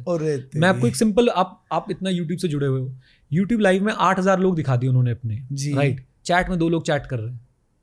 ये तो किसी एक नॉर्मल व्यक्ति को पता चल जाएगा ना भाई ये गलत है, राइट। सिर्फ हाइप दिखाने के लिए यूट्यूब के व्यूज़ खरीदे जा रहे हैं, लाइक्स खरीदे जा रहे हैं, कमेंट्स खरीदे जा रहे हैं। हाँ यार ये बड़ा मजाक किया था, 8,000 लोग लाइव देख रहे हैं, 2 लोग चैट कर रहे हैं। यार मेरी लाइव में आज तक मैक्सिमम 10,000 लोग लाइव गए होंगे और उस टाइम में मैं चैट पढ़ नहीं पाता हूँ। हाँ नहीं होता है, दिखता नहीं है क्या हो रहा है, ऐसे जरा तो जैसे बिल्कुल समझ नहीं आता, एकदम ब्लर दिख रहा होता है सब कुछ, राइट। तो ये चीज़ें जो हैं वो बहुत हर फील्ड में है। आप अभी बात कर रहे थे ना स्कैम्स की और इसकी, अब यूट्यूब अपने आप में एक मिनी स्कैम इंजन बन गया है। यूट्यूब पे कौन स्कैम नहीं कर रहा है? आप देखो स्टॉक मार्केट से लेके और वो आदिवासी हेयर ऑयल तक सभी स्कैम चल रहे हैं। इक्की बिक्की आप बताओ ना क्या नहीं चल रहा है। मैं तो जब देखता था ना किसी को उसकी प्रमोशन करते मुझे हंसी आ जाती थी। बेटिंग ऐप प्रमोट करना और फिर उसके बाद ये बोल देना कि आपकी रिस्पॉन्सिबिलिटी, आप देखो यार आप, और ये ऊपर से है। आप शाहरुख खान को देखो पान मसाला बेच रहा है, अजय देवगन को, चलो अजय देवगन तो बनता भी वो खाता है, चलो छोड़ो उसको साइड में कर दो, बट शाहरुख खान तुम्हारा बेटा भाई चाहे था या नहीं था, बट आपका बेटा जेल में रह के आया है इसी इल्जाम में। हाँ। मैं ये नहीं कह रहा कि वो प्रूव हो गया था, नहीं हो गया था। अक्षय कुमार जो आपको हर मूवी से पहले आके बता रहा होता है कि भैया सिगरेट मत पियो, ये हो जाएगा वो हो जाएगा, वहाँ आके कह रहा है कि जुमा केसरी, राइट। तो ये ना कहानी, ये भी तो स्कैम ही, मैं तो स्कैम ही बोलूंगा भाई इसको, साफ सीधी बात है, राइट। और ये कह देना कि भाई ऑडियंस खुद रिस्पॉन्सिबल है। इस चीज को देख के हैरान हुआ आज ड्राइव करते हुए गाड़ी, सॉरी जिम से मैं वापस जा रहा, हाँ। रामलीला के बड़े बड़े पोस्टर लगे हुए हैं, हाँ। और बड़ी बड़ी बढ़िया बढ़िया चेहरे हैं, हाँ। नीचे क्या है, परिवार से। तो ये गलत है ना, ये स्कैम नहीं है, ये स्कैम है, बहुत बड़ा स्कैम। आप मानोगे मैंने आज तक, मेरे पास इतने ऑफर आते हैं, हम तो फाइनेंस का कंटेंट बनाते हैं, फाइनेंस के कंटेंट बनाने के लिए ऑफर की कमी नहीं होती है, नहीं होती बिल्कुल। ट्रेडिंग ऐप के मेरे पास आज मैं ट्रेडिंग करके सर्च करूंगा व्हाट्सएप पे 5 ऑफर निकल जाएंगे, मैं सीधे बोलता हूँ भाई नहीं कर पाऊंगा, नहीं कर। मैंने अपने सीए वाले चैनल पे एक कैसियो का कैलकुलेटर प्रमोट किया था, क्योंकि हमारा तो शस्त्र ही वही है भाई, राइट। हर मेरे तो टेबल का तो शस्त्र ही है, हमारे तो पास वो हमेशा रखा हुआ मिल जाएगा। मैं खुद एज अ स्टूडेंट मैं उस कैलकुलेटर को यूज़ करता आया हूँ, तो मुझे पूरा कॉन्फिडेंस है उस पर। कमिंग टू स्टॉक मार्केट, मैंने कुछ ऐप्स प्रमोट करी हैं जिन पे मेरी फैमिली ने इन्वेस्टमेंट के लिए करोड़ रुपए लगा रखे हैं और मैंने मिलकर करोड़ रुपए लगा रखे हैं, राइट। मतलब मैं खुद उस ऐप के थ्रू इन्वेस्ट कर रहा हूँ, तो मैं उसको प्रमोट कर सकता हूँ। आप मुझसे ट्रेडिंग प्रमोट करने के लिए बोलोगे, मैं कभी नहीं कर पाऊंगा। आप मुझसे बेटिंग ऐप प्रमोट करने के लिए बोलोगे तो मैं चप्पल उठा के आपके पीछे भागूंगा, सिंपल सी बात है, मुझसे नहीं होता ये सब चीज़ें। और यही तो स्कैम चल रहे हैं। कहाँ पे स्कैम नहीं है? फेक P&L के स्क्रीनशॉट्स दिखा देना, बहुत लोग कि तेरा भाई तो इतने पैसे कमा रहा है, बहुत लोग, राइट। और पता चला मेरे भाई तो लॉस में चल रहा है, मेरे भाई पैसे किसी और तरीके से कमा रहा है, बस वो लोगों को अपने पास ले रहा है। तो ये बहुत बहुत सारी तरीके की चीज़ें हैं और शायद हमारी जनता बहुत ज़्यादा गलीबल है, शायद उन्हें एजुकेट करने की जरूरत है और एजुकेशन के टाइम पे गालियां भी पड़ेगी, इसके लिए भी तैयार रहो। मुझे तो बहुत पड़ती हैं आजकल। ऐसा क्या हुआ है? मेरे को नहीं पता इसके बारे में इन्फॉर्मेशन। आप जब से आए हो तब से आपने 2-3 बार बोल दिया है। इन जनरल मैंने ये बात, आपने 1 साल से वीडियो भी नहीं बनाई है यूट्यूब के ऊपर। नहीं वो अब मैंने एक चैनल भी चेंज कर दिया। मैंने कितने चैनल खोले मुझे खुद को ही नहीं पता यार, कितने चैनल खोल के बंद कर चुका हूँ। तो इतने सिल्वर प्ले बटन मेरे पास भी है। अरे नाइस, गोल्डन नहीं आया बस मेरे पास, सिल्वर शायद इससे एक आधा ज्यादा ही होगा। Nice, right, nice. तो मैं आपको बताता हूँ, जैसे कि किसी को आप क्रेडिट कार्ड्स के बारे में समझाने बैठ जाओ जी, अब वो सोचेगा ये उसे नहीं पता तो इम्पॉसिबल है। मैं आपको बताता हूँ, मैं एक बार यहाँ पे दोबारा रिपीट करता हूँ। अभी मैं आया हूँ, अपनी सिस्टर के साथ आया हूँ मैं, उन्होंने भी हाईलेक्स लिए और हाईलेक्स की पेमेंट 9 लाख की पेमेंट हमने क्रेडिट कार्ड से करी है। और उस 9 लाख पे हमें 1,60,000 के आसपास रिवॉर्ड पॉइंट मिले, which is equal to 1,60,000 rupees. Is it? Yes. अब देखो आपको भी शॉक लग रहा है इस बात। नहीं, मैंने नहीं यूज किया, मेरे को सच में नहीं पता। यस, हमने से पूरी डेडिकेटेड वीडियो बनाई है कि भाई देखो मैं कैसे कैसे मिला। लेकिन अब जिसको ये सुनाई देगा, हो ही नहीं सकता। नहीं, हो ही नहीं सकता वाले में जोन में मैं नहीं हूं सर। मैं आपको कह रहा हूँ ना, वो कहेगा हो ही नहीं सकता। और मैंने मैंने 2 हाईलेक्स खरीदी है, एक वाइट एक रेड, और दोनों पे हमने 10-10 लाख 9 लाख की पेमेंट क्रेडिट कार्ड से करी और दोनों पे हमने इतने पॉइंट्स लिए। नाइस। और उन पॉइंट्स से मैंने क्या किया मैं ये भी बता देता हूँ। फ्लाइट कर लूंगा पूरे साल उन पॉइंट चलती रहेगी, 2 से साल। मैं अब ये भी सुन के लोग ऑफेंड हो जाते हैं। ITC grand Goa is a five-star resort. हाँ आप अभी चेक करो वहाँ पे एक रूम का पर नाइट का रेंट क्या चल रहा होगा। If I am not wrong, वहाँ पे इस समय जो रेट्स होंगे वो मिनिमम से मिनिमम 15-20 हज़ार रुपए होगा, मिनिमम से मिनिमम। जी। ये भी मैं थोड़ी कम बता रहा हूँ कि कहीं मैं ज़्यादा बोल दूँ और कम निकले तो फिर गालियाँ पड़े, इसलिए थोड़ा सा कम बता रहा हूँ। मैं मई 2024 में, अभी मेरी वाइफ का बर्थडे था 12 मई को, मैं गया ITC ग्रैंड गोवा। उसमें 9500 रेट चल रहा था क्योंकि ऑफ सीजन था। 9500 रुपीज़ पर नाइट, 3 दिन का हमने बुकिंग किया। 9500 इंटू 3, मैंने 1 रुपया पे नहीं किया वहाँ पे। सारा कुछ क्रेडिट कार्ड के पॉइंट्स से। और ये पॉइंट्स कहाँ से आए थे? वो सारे के सारे पॉइंट्स कौन सा हालिक से क्रेडिट आए थे। कार्ड करना? हाँ, यही तो सीक्रेट है। यही तो सीक्रेट है, ये मैं आपको ऑफ कैमरा बताऊंगा। ठीक है, मुझे ऐसा क्यों लग रहा है, मुझे थोड़ा सा आइडिया है वैसे उस बारे में, मैं बाद में बताना। आप मेरे को पता है, आप सोच रहे होंगे इन्फिनिया। नहीं, तो इन्फिनिया तो नहीं है, इन्फिनिया भी है मेरे पास। MX कार्ड देंगे, MX भी नहीं है, MX भी नहीं है, क्रेड भी नहीं है। अबे यार, बाद में बताना। फिर ठीक है। मैंने ये बात कैसे समझाऊं मैं आपको? दिस इज नॉट अबाउट के कौन सा credit card, this is about that it is possible. It is possible, yes. But आपको थोड़ी इस पर रिसर्च करनी पड़ती है थोड़ा। और मैं आपको खुद बोल रहा हूँ, 4 साल पहले आप मुझसे क्रेडिट कार्ड बोलते, मैं आपसे लड़ाई कर लेता कि गलत चीज़ है। और तब भी मेरे पास इन्फिनिया था, मुझे पता भी नहीं था इन्फिनिया कितना बड़ा बवाल होता है, कि इन्फिनिया रखने से आपके क्रेडिट कार्ड की सोसाइटी में आपकी इज्जत बढ़ जाती है। भाई मुझे नहीं पता था। मेरे पास 2018 से इन्फिनिया है। और मैं अगर आपको पूरी स्टोरी बताऊँ वो, तो उसमें मैं ये नाम पहली बार सुन रहा हूँ वैसे। हाँ, इन्फिनिया का। हाँ। तो अब वही है ना कि हम सीखते हैं एक दूसरे से जी। हम सीखते हैं। तो जब मैं वहाँ पे गया तो होटल तो फ्री हो ही गया मेरा, ठीक है। उसमें मैंने 5180 रुपीज़ पे किए थे, जो टैक्सेस बनते थे मेरी अकोमोडेशन पे, वो मैंने कैश में पे किया था। फ्लाइट कितने की थी? 4 लोगों की फ्लाइट, गोवा आना जाना 50,000 रुपये की थी। मैंने सिर्फ 15,000 रुपये पे किए, यानी 15,000 प्लस 5,180, यानी लगभग 20,180 रुपये में हम 4 लोग, मैं, मेरी वाइफ, मेरी दोनों डॉटर, हम गोवा गए। हम गोवा से आए, हम गोवा में 5-स्टार रिजॉर्ट में रह के आए 3 दिन। ऑब्वियसली खाने पीने का खर्चा अलग से था। मतलब जो अकोमोडेशन और ट्रैवलिंग थी वो 15,000 रुपये में हो गई 4 लोगों की, वो भी 5 स्टार में। अब ये लोगों को बात बोल दो, हजम नहीं होती। अच्छा, इसमें एक बात मैं आपके पॉडकास्ट से क्लियर करता हूँ। कई लोग ना क्या विरोधाभास दिखाते हैं कि ये पॉइंट्स कमाने के लिए तुमने खर्चा कितना किया। भाई मैंने जो खर्चा वैसे किया भी करता ना, तो वैसे भी करता।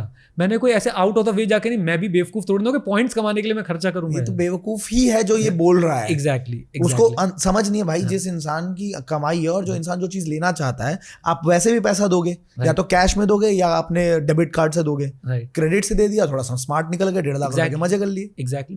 मैंने जब से मुझे क्रेडिट बचे हुए 1.5 लाख आपने लगा दिए होंगे। जब से मुझे क्रेडिट कार्ड का ज्ञान होना शुरू हुआ ना, मैंने सारे खर्चे क्रेडिट कार्ड पे शिफ्ट कर दिए। अब क्या है कि क्रेडिट कार्ड में ना बहुत सारे ग्रे एरियाज हैं। मैंने अभी अपनी दोनों डॉटर की स्कूल की पूरे साल की फीस क्रेडिट कार्ड से पे करी है, पूरे साल की। उस पर भी पॉइंट्स मिले। अब कई लोग बोलेंगे स्कूल फीस पे पॉइंट नहीं मिलते। भाई तुम्हें नहीं मिले, मुझे तो मिले, मैं तो दिखा सकता हूँ, जिसको शक हो आ जाना। तो पॉइंट यही है कि लर्निंग एटीट्यूड रखो। सामने वाला बंदा अगर कुछ बोल रहा है, उनकी भी गलती नहीं है। जैसे अभी हम बात कर रहे थे, मार्केट में फ्रॉड भी तो इतने चल रहे हैं कि वो मतलब एक शरीफ आदमी बोलते ना कि 4 लोग अगर दारू पी रहे, 5 बेचारा कोक भी पी रहा है, तू भी पिया था तो उसकी ग्लास में डीम्ड दारू है, उसकी ग्लास में डीम्ड दारू है, तो वो प्रॉब्लम चल रही है। बट मैं तो ये चाहूंगा यार सब ना सीखें। तो क्रेडिट कार्ड का थोड़ा सा ऐसे बैलेंस्ड अप्रोच बताना उसको यूज करने का, कि मतलब मैं गलत ना जाऊं, मेरे को कैसे यूज करना चाहिए क्रेडिट कार्ड को, ताकि एक मतलब मेरा सिबिल भी बढ़िया रहे, ठीक है, और मैं क्रेडिट कार्ड यूज भी कर लूं और कभी भी फंसूं ना ट्रैप के अंदर। देखो, self control is very important. आप पहले तो एक माइंडसेट बनाओ। And that is only possible when you have lot of money. नहीं, ऐसा You'll have to make money. ऐसा भी नहीं है, ऐसा भी नहीं। मैं आपको बताता हूँ, ये मेरे क्रेडिट कार्ड में जिनसे मैंने सीखा उनका नाम काशिफ अंसारी है जी। जैसे आप मुझे आज बोल रहे हो, आपने मुझसे सीखा, मैंने अगेन क्रेडिट कार्ड के बारे में उनसे सीखा, उनसे भी और बहुत सारे लोगों से और भी, लेकिन बेस मेरा उन्होंने बनाया था, काशिफ सर ने। मैंने उनके साथ एक वीडियो भी डाला अपने चैनल पर। तो उन्होंने ये बात बोली थी कि आपकी अगर सैलरी 1 लाख है और आपके क्रेडिट कार्ड की लिमिट 2 लाख है जी, तो कई बेवकूफ़ ये समझ लेते हैं कि उनकी सैलरी 3 लाख है। हाँ, ऐसा होता है बिल्कुल। तब वो फंस जाते हैं। भैया आपकी सैलरी 1 लाख ही है, वो आपकी क्रेडिट लिमिट है 2 लाख की। दूसरी बात मैं बोलना चाहूँगा, क्रेडिट कार्ड के जो यूसेज है ना, एटलीस्ट मैं कोई एक्सपर्ट नहीं हूँ, मुझे ये समझ आया भाई क्रेडिट कार्ड बना उन लोगों के लिए है जिनको उसकी ज़रूरत नहीं है, राइट। अगर आप क्रेडिट कार्ड के सही बात जाल में फंस गए तो आपको इतना रुलाएगा वो, आप बाहर नहीं आ पाओगे। आप अगर बड़ा डेट चढ़ गया आपके ऊपर क्रेडिट कार्ड का, पता है if I am not wrong 3% per month का इंटरेस्ट लगाते हैं लोग, 3% पर मंथ, 36%। और आपकी ऑडियंस को मैं ये भी बता दूं, उसके ऊपर से जीएसटी भी लगाते हैं, उसके ऊपर 18%। क्रेडिट कार्ड का interest is the only interest जिसके ऊपर जीएसटी लगता है। आप बैंक को अगर होम लोन की इंस्टॉलमेंट दे रहे हो उस पर जीएसटी नहीं है। वो प्रॉपर सर्विस दे रहे हैं मतलब आपको। 3% सर्विस चार्ज के साथ जीएसटी कितना 18% GST. Just think over it. तो ये इसमें फंसना नहीं है। 36,000 रुपए आप इंटरेस्ट दोगे साल भर में और उस पर 36,000 के ऊपर 18% का जीएसटी मतलब 5,000 रुपए ऑलमोस्ट और दोगे। हाँ 5-6 हज़ार रुपये जो भी बनेगा आप और देने वाले हो। वाह यार। तो ये चीज़ आपने बस इसमें नहीं फंसना है। मैंने सिंपल अप्रोच अपना रखी है। मेरे पास 3-4 क्रेडिट कार्ड्स हैं आज की डेट में और मैंने सब पे ऑटो पेमेंट लगा रखा है कि भाई कोई भी मेरी पेमेंट मिस ना हो। ऑनेस्टली मेरे को क्रेडिट कार्ड्स की ज़रूरत है नहीं, बट उन पे फ़ायदे इतने सारे मिलते हैं, मैं उन्हें एक्सप्लॉइट कर रहा हूँ। मैं तो खेल रहा हूँ उनके साथ, सीधी सीधी बात है। या तो आपको एक क्रेडिट कार्ड ज़रूर बता दूंगा, एक HDFC का बिज ब्लैक क्रेडिट कार्ड है, उस पर टैक्स पेमेंट पे भी आपको पैसे मिलते हैं, मतलब रिवॉर्ड पॉइंट्स मिलते हैं तरीके से। तो उस पर लिमिट है मेरे ख्याल से 7500 रुपये महीने की। एक बार अपडेटेड चेक कर लीजिएगा जी। और जितने भी बिजनेस ओनर्स हैं उन्हीं को मिल सकता है HDFC बिज ब्लैक, शायद सैलरी वाले लोगों को मिलेगा भी नहीं। और उसमें लिमिट है कि 7500 रुपीज़ पर मंथ तक का आपको उस पर पॉइंट्स मिल सकते हैं टैक्स की पेमेंट पे भी। ये तो कुछ भी नहीं है। जब एक पहले एक समय होता था, मेरी तो बहुत लेट एंट्री हुई क्रेडिट कार्ड की दुनिया में, एक समय होता था कि आप इनकम टैक्स पे करो और आपको आपको उस पर रिवॉर्ड पॉइंट्स मिल रहे थे। मैंने वो समय मिस कर दिया। एक बार नहीं तो मैं बताता एक्सप्लॉइटेशन क्या होता है। एक्चुअली मैं बताता कि एक्सप्लॉइटेशन क्या होता है। इतना भर के पेमेंट करता, मजा आ जाता है राइट, क्योंकि इनकम टैक्स तो जाना ही है, आप उससे बच तो सकते नहीं। और क्लाइंट्स के भी इनकम टैक्स उसी से भर देते हैं आप। मैं तो प्रैक्टिस नहीं करता हूँ, तो अच्छा आप नहीं करते। मैं बिल्कुल प्रैक्टिस नहीं करता हूँ, बट मेरा खुद का इनकम टैक्स बहुत बड़ा जाता है यार, तो मैं तो आराम से पे करता और इन्जॉय करता उसको। तो ये एक बहुत इंपॉर्टेंट लेसन है मेरे लिए कि आप समय के साथ साथ सीखते हो। पहले मैं क्रेडिट कार्ड्स को नफरत करता था बहुत ज़्यादा। जब मुझे एक लाइन बताई काशिफ सर ने कि जो क्रेडिट कार्ड यूज़ कर रहा है ना, जो अच्छे से यूज़ कर रहा है, वो कभी भी नुकसान में नहीं रहेगा, कुछ ना कुछ घर लेके जाएगा एक्स्ट्रा। और मैंने बात फील करी। अभी हमारे फैमिली में किसी की शादी है तो गोवा में वो डेस्टिनेशन वेडिंग कर रहे हैं, तो वही फ्लाइट बुक कैसे होगी? क्रेडिट कार्ड के पॉइंट से होगी। कोई टेंशन की बात ही नहीं, मस्त शादी निपटा के आओगे, खर्चा कुछ नहीं हुआ। मतलब क्रेडिट कार्ड बुरा नहीं है, अस्त्र है वो, इसको इस्तेमाल कैसे करना है ये आप पे डिपेंड करता है। इंटरनेट बताओ ना अच्छा है कि बुरा है, आप कैसे यूज कर रहे हो। आप इनकॉग्निटिव में जा रहे हो या नॉर्मल विंडो खोल के बैठे हो, आपके ऊपर डिपेंड करता है। वैसे सर 4000 से ज़्यादा म्यूचुअल फंड्स हैं, कैसे पता लगाऊं कि इसमें मुझे इन्वेस्ट करना चाहिए कि नहीं करना चाहिए? बहुत बढ़िया क्वेश्चन है। पहली बात तो मैं सबको एक मैसेज देना चाहता हूँ। अगर आप एक आम इंसान है, आम इंसान से मेरा क्या मतलब है, जिसके पास अपनी एक जॉब है, अपना एक बिजनेस है, अपनी एक ऑक्यूपेशन है, वो फ्रीलांसर है, कुछ भी है, लेकिन उसके पास अपनी एक चीज़ है करने के लिए। जैसे मेरे पास चीज़ है CA स्टूडेंट्स को पढ़ाने के लिए, आपके पास अपना पूरा का पूरा ये आपका स्टार्टअप है, आपका एक पूरा बिजनेस है राइट। आपके साथ आपने बताया बहुत सारे लोगों की आपकी टीम जुड़ी है, हर किसी की एक जॉब प्रोफाइल है। इन सब अब जितने लोग इस कैटेगरी में आते हैं उन सबसे मेरी रिक्वेस्ट है कि आप स्टॉक मार्केट में स्टॉक्स खरीदें ही ना, इन्वेस्ट ही ना करें, डायरेक्ट स्टॉक्स में मत जाएं, डायरेक्ट स्टॉक्स में ना जाएं, डायरेक्ट स्टॉक्स में। अब आप सिर्फ म्यूचुअल फंड से काम चलाएं। ETF अब मैं आपको बता रहा हूँ ETF कहाँ से आ रहा है। आजकल YouTube पे ETF की वीडियो बहुत बन रही है। हाँ, बन रही है। मैं आपको एक ऑब्जर्वेशन बताऊँ इस मामले में। हाँ, बीच में मुझे चस्का चढ़ा, भाई मुझे करनी है कैंपिंग। हाँ, मुझे जाना है और भाई मैं जाके अपना टेंट लूँगा डीकैथलॉन का। मैंने उस चक्कर में सारा सामान इकट्ठा कर लिया है, फोल्डेबल चेयर, फोल्डेबल टेबल, ये वो। मैंने अपने बिहेवियर को ऑब्जर्व किया। मैंने कहा मुझे ये कहाँ से रोज ये सपने आ रहे हैं कि कैंपिंग करनी और जंगल में जाऊँगा, क्योंकि यूट्यूब पे वीडियोज़ ही वही चल रही हैं। एक दिन मैंने क्या किया, जितनी वो वीडियोज़ आ रही थी सब पे राइट क्लिक करके लिख दिया डू नॉट रिकमेंड। कोई कैंपिंग का भूत नहीं है मेरे ऊपर, उतर गया एकदम शांत। सुबह उठ के किताब पढ़ो, कॉफ़ी पियो, मस्त रहो जीवन में राइट। सो मैं ही क्या कह रहा हूँ कि ये सारी चीज़ें ना, जैसे आपने वो 40,000 रुपये खर्च कर दी फोमो में आके। हाँ, मैं कैंपिंग में चले जा रहा हूँ कि भाई फोमो में, भाई ठीक है मुझे भी छूट ना जाए, मुझे भी जाना है। सो ये जो ETF है ना, अभी उसी फोमो को ही चल रहा है। हर कुछ समय बाद लोगों को कुछ नया चाहिए और ये अपने आप में बहुत हो गया अब कंटेंट कुछ नया लेके आओ। म्यूचुअल फंड साइड करो, अब ETF के 4 एडवांटेज बताओ। अच्छा है जी ETF जी, ये जी ETF में लोगों को बहुत दिक्कत भी हो सकती है। मैं आपको एक सिंपल एडवांटेज बताता हूँ म्यूचुअल फंड्स का ओवर ETF। कई बार लोग उसे स्टॉक की तरह ट्रीट कर जाते हैं और उसे लंबे समय तक होल्ड नहीं रख पाते हैं। On the contrary mutual fund आपके अंदर एक डिसिप्लिन क्रिएट करवाता है, बिल्ड करता है। सही ये एक बेसिक डिफरेंस है। कोई डिसएग्री करना चाहता है कर सकता है, लेकिन मुझे ये लगता है राइट। मैं दोनों से इन्वेस्ट कर रहा हूँ, ETF से और म्यूचुअल फंड से। लेकिन अगर कोई मुझे रिटेल इन्वेस्टर मिले, एक आम व्यक्ति मिले, आम व्यक्ति मैंने आपको बताया जिसके पास अपनी जॉब, अपना बिजनेस है, चाहे उसकी फैक्ट्री है या चाहे वो भाई छोटा सा वो रेडी लगा के कोई बिजनेस कर रहा है, जिसकी अपनी एक फुल टाइम ऑक्यूपेशन है, they should not invest in direct stocks. उन्हें डीमैट अकाउंट रखना ही नहीं चाहिए, वो सिंपली अपना म्यूचुअल फंड्स के थ्रू इन्वेस्ट करें, एनॉर्मस वेल्थ बनेगी। समय देना पड़ेगा, इन्वेस्ट धीरे धीरे अपने इन्वेस्टमेंट के अमाउंट को बढ़ाना पड़ेगा, सब हो जाएगा। समय मतलब आपको एक्टिवली नहीं देना समय, हाँ उस इन्वेस्टमेंट को देना पड़ेगा, इन्वेस्टमेंट को देना पड़ेगा कि भूल जाओ। अगर आपने अपनी इन्वेस्टमेंट को समय दिया है ना, ये वो मैच है जो आपके हित में फिक्स है, आपको रिजल्ट पता है कि आप जीतने वाले हो। लेकिन ये जो कुछ नया करने की चुल है ना जनता के अंदर कि नहीं मैं तो कुछ नया करूंगा, वो आपको हरा देती है, वो आपको हरा देती है। आपको मैं अपने एक एग्जांपल देता हूँ। इंडेक्स फंड की बात चल रही है, जब मैंने वीडियोस बनानी शुरू की थी इंडेक्स फंड पे, मैंने भी तब इन्वेस्ट करना शुरू किया था, सीखा, इन्वेस्ट किया, अच्छा लगा, मैं सोचा सबको बताते हैं, सबको बताया। आज उसी इंडेक्स फंड पे मेरा जो रिटर्न है वो 114% का है। यानी मैं आपको एग्जैक्ट फिगर्स बताता हूँ देख के, अगेन ये मैं शो ऑफ करने के लिए नहीं बता रहा हूँ। इंडेक्स फंड म्यूचुअल के अंदर, म्यूचुअल फंड के अंदर 114%। मैं आपको एग्जैक्ट फिगर्स बताता हूँ, आप और आपका ऑडियंस शायद दोनों सरप्राइज फील कर रहे हैं इस चीज़ को लेके। मैंने 67 लाख रुपीज़ लगाए हैं उसके अंदर over a period of 4 to 5 years. Majorly मैंने 2018 में शुरू किया था, मैं छोटे अमाउंट इन्वेस्ट करता था। 2020 में मैंने बहुत अच्छे अमाउंट इन्वेस्ट किए जब मार्केट गिर रही थी, राइट। 67 लाख रुपीज़ लगाए हैं और प्रॉफिट पता है मेरा कितना उस पर, 74 लाख का। और टोटल फिगर बन रहा है 1,41,83,898 रुपये। बस इसको अगर आपने 10 साल छोड़ दिया। हाँ, और इस पर XIRR मैं आपको बताता हूँ, इसमें आपको XIRR बताता हूँ। इस पे जो मेरा XIRR निकल रहा है, यानी कि आप मान लो कि पर ईयर का जो रिटर्न एक तरीके से 24% का। 24%। और लेट श्री राकेश झुनझुनवाला जी को मैं यहाँ पे कोट करना चाहता हूँ। वो कहते हैं जो 18% कमा लेता है ना पर ईयर, वो किंग है, राजा है वो। और जो 20% कमा लेता है वो एम्परर है। लेकिन हमारी जनता सपने क्या देखती है कि मैं 10% महीने का कमाऊंगी। हाँ। वो 20% 18% की बात करके गया वो व्यक्ति जिसके पास if I am not wrong 40,000 crore रुपए की उसने वेल्थ क्रिएट करी, राइट। वो व्यक्ति वो कह रहा है आपको, वॉरेन बफे भी कहते हैं 20% CAGR, उनका खुद का CAGR इतना ही होगा, 20-25% ज्यादा नहीं होगा। कैसे जीते वो? टाइम से जीते वो। पर इनको चाहिए 1000% मल्टीफोल्ड रिटर्न चाहिए। सबसे बड़ी प्रॉब्लम यही। आप पेनी स्टॉक बता दो सर। हाँ, ये पेनी स्टॉक बता दो, फिर उसमें बैठ के मैं डूब जाऊंगा। ये इतनी बड़ी दिक्कत है ना, ये इतनी बड़ी दिक्कत है। और हर नई चीज में इन्वेस्ट करना, हर फैड्स आते हैं। फैड्स क्या है?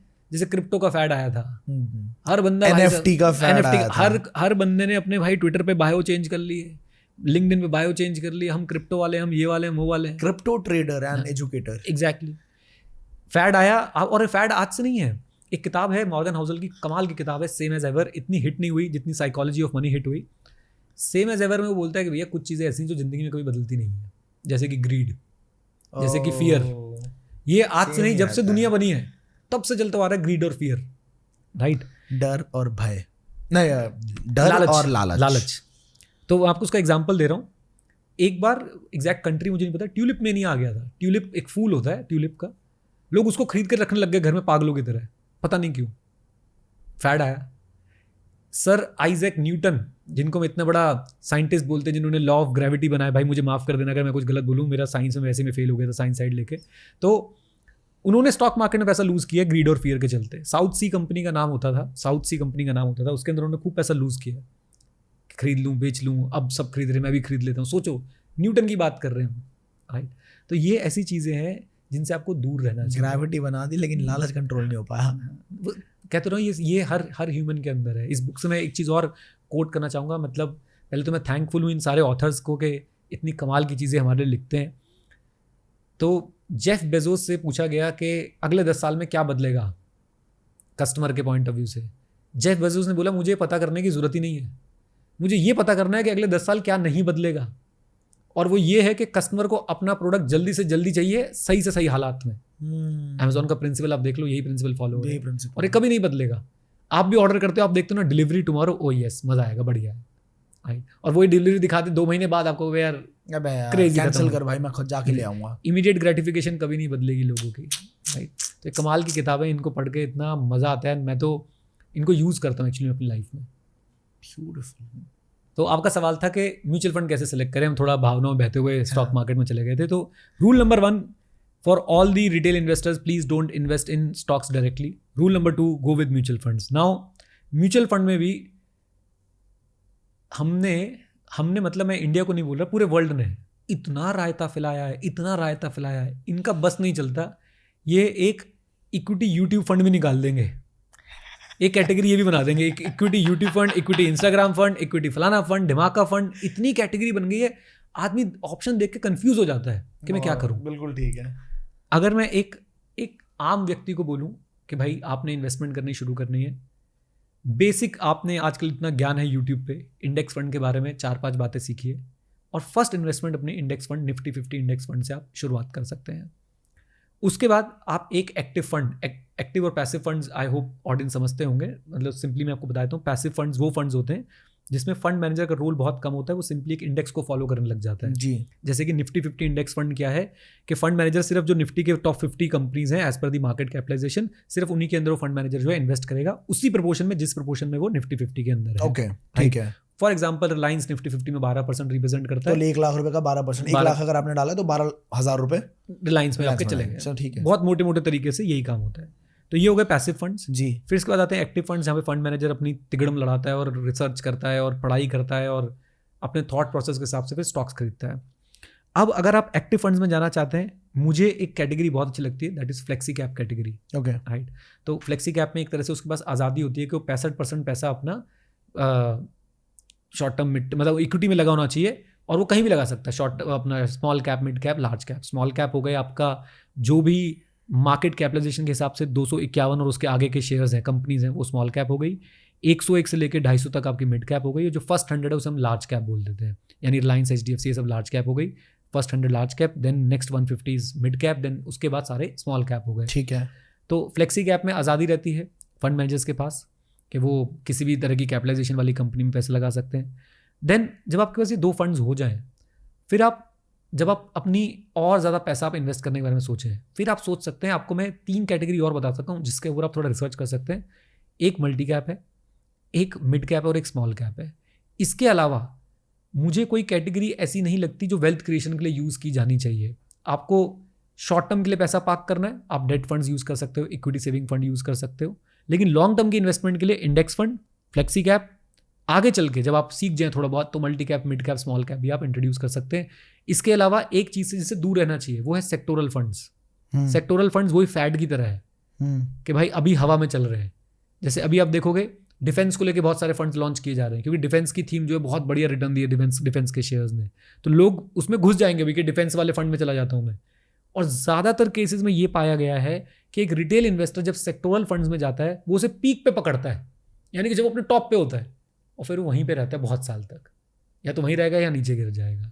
तो आपको सेक्टोरल फंड से, थीमेटिक फंड से बिल्कुल दूर रहना चाहिए। एक आम इंसान की बात कर रहा हूँ मैं, जिसको नॉलेज हो साइकिल्स की, जिसको नॉलेज हो बिजनेस की, जिसको नॉलेज हो उस इंडस्ट्री की, वो करे भाई अपने नॉलेज के हिसाब से। एक आम आदमी, अब मैं और आप यहाँ पे बैठ के अपने काम की बातें कर रहे हैं, आप अपना काम कर रहे हो, मैं अपना काम कर रहा हूँ, मुझे नहीं पता ना यार मैन्युफैक्चरिंग इंडस्ट्री में क्या चल रहा है। सही बात है। और ना ही मैं इंटरेस्टेड हूँ जानने में, सही बात, क्योंकि मेरे पास अपना बहुत सारा काम है, तो मैं उस फंड की तरफ जाऊँगा नहीं, दैट्स इट। तो इस तरीके से आप ये फंड्स चूज़ कर सकते हैं जो मैंने आपको बताया, ये मोर देन सफिशिएंट है वेल्थ क्रिएशन के लिए। इसके अलावा जितनी बातें हो रही हैं उनको इग्नोर कीजिए, क्योंकि जितनी बातें होंगी आप कंफ्यूज होंगे, एक्सपेरिमेंट करेंगे, पैसा लगाएंगे, डूबेगा, आप परेशान होंगे। हाँ, दैट्स इट। ये भी बात बोली जाती है कि भैया गुरु बनाओ, एक को बनाओ, एक चीज़ को फॉलो करो। 10 जगह वो करोगे तो jack of all the ships master of none. लेकिन ये पूरी कहावत थोड़ी अलग होती है। हाँ, इसका अलग ही कुछ लॉजिक, बट बहुत सारी चीज़ें आप करने लग जाओगे, वो 100 घड़े में मुंह देने वाला अक्सर प्यासा रह जाता है। ओके, टैक्सेशन पे है थोड़ा। बिल्कुल। क्या लगता है इंडिया का टैक्सेशन कैसा है?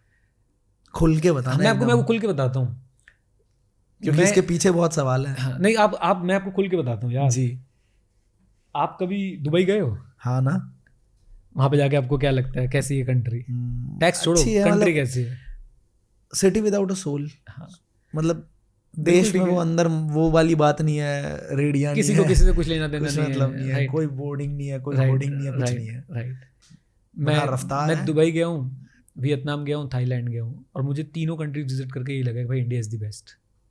हर कंट्री की अपनी प्रॉब्लम्स हैं यार, हर कंट्री में कुछ सही है कुछ गलत है। राइट।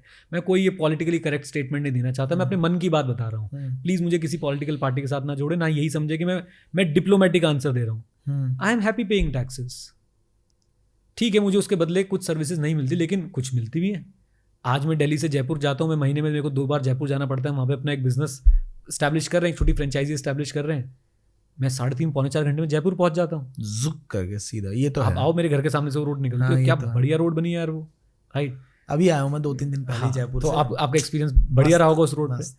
सो आप समझो कि ये कह देना कि कुछ भी नहीं हो रहा, ये तो बेवकूफ़ी है। ये कह देना कि टैक्स लेना गलत है, ये भी बेवकूफ़ी है। थोड़ा ज़्यादा है, थोड़ा कम है। मैं आपको एक बात बताता हूँ, अब इस बात के लिए मुझे इतना ट्रोल किया गया, वो ये ना लोगों को पता है नहीं, कुछ भी बोल देते हैं। पता नहीं मैं बोलूँ या ना बोलूँ, बहुत बड़ा टैक्स, बोलो बहुत बोलो बड़ा टैक्स का सोचेंगे बाद में कि डाले कि ना डाले। नहीं, अगर बोलूँगा तो डालो, अच्छा पहले मुझे इवैल्यूएट करने दो कि बोलूँ कि ना बोलूँ। ठीक है। म्यूचुअल फंड से आप बड़ा ज़बरदस्त जो है वो टैक्स डेफर कर सकते हो, डेफर कर सकते हो, डेफर। अब डेफरमेंट कैसे होता है कि आज जो आपको टैक्स देना था वो आप आज नहीं दे रहे हो, आज से 20 साल बाद दे रहे हो। Is it? फायदे की बात है कि नहीं, ये बताओ। बहुत बड़ा फायदे की बात और है। किसी भी मैथमेटिशियन को बिठा लो, किसी भी कैलकुलेटर को खोल लो, अगर आपको ईयर ऑन ईयर टैक्स देना पड़ रहा है वर्सेस वो टैक्स आपको 20 साल देना पड़ रहा है, आपकी वेल्थ उस सिनेरियो में ज्यादा क्रिएट होगी जब आपको 20 साल बाद टैक्स देना पड़ रहा है। कैसे भी कैलकुलेशन करके देख लो यार आप, कैसे हो सकता है? मतलब मेरी यही होता है। ब्लेस्ड हम लोग इंडिया में रह रहे हैं, बताओ। मुझे नहीं पता, मेरे एक फ्रेंड मुझसे मिले, पता ही नहीं मैं आपको बताता हूँ, मेरे एक फ्रेंड मुझसे मिले थे अभी थोड़े दिन पहले, हम लंच पे गए थे, तो वो बोले थे कि यूएस में ऐसा नहीं है।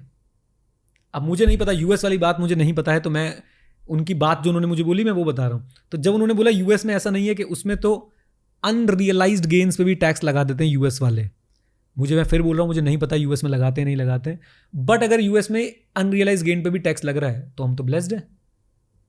आज की डेट में मेरे इक्विटी पोर्टफोलियो में अनरियलाइज्ड गेन 6 करोड़ रुपए का है, कोई टैक्स नहीं उस पर।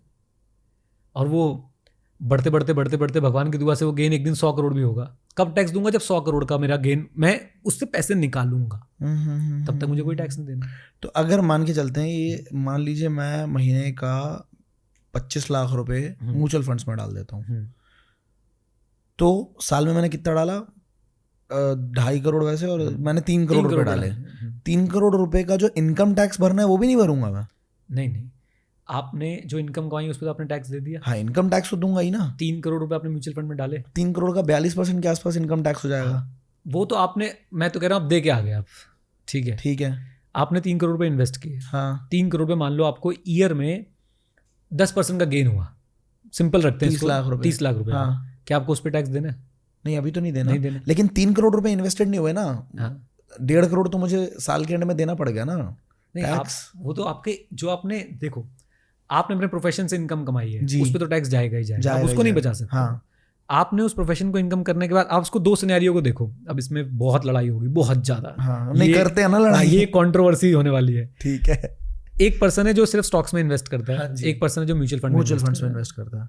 अब आप ये समझना कि मैं म्यूचुअल फंड में इन्वेस्ट कर रहा हूँ, मेरे म्यूचुअल फंड ने आगे 30 शेयर्स ले रखे हैं, जी राइट जी, और अब उन 30 में से वो किसी एक को बेचता है, हाँ जी, और किसी एक को खरीद लेता है। हाँ, उसको तो देना पड़ रहा है टैक्स? नहीं देना पड़ रहा है। अच्छा, उसको म्यूचुअल फंड को कोई टैक्स नहीं लगता ये करने पे, राइट। ओके। अब इधर देखो, दूसरा बंदा जिसने अगेन हो सकता है इसने 20-30 शेयर ले रखे हैं, हाँ, इसने एक शेयर पे अच्छा गेन कमा लिया, अभी उस शेयर को बेचेगा।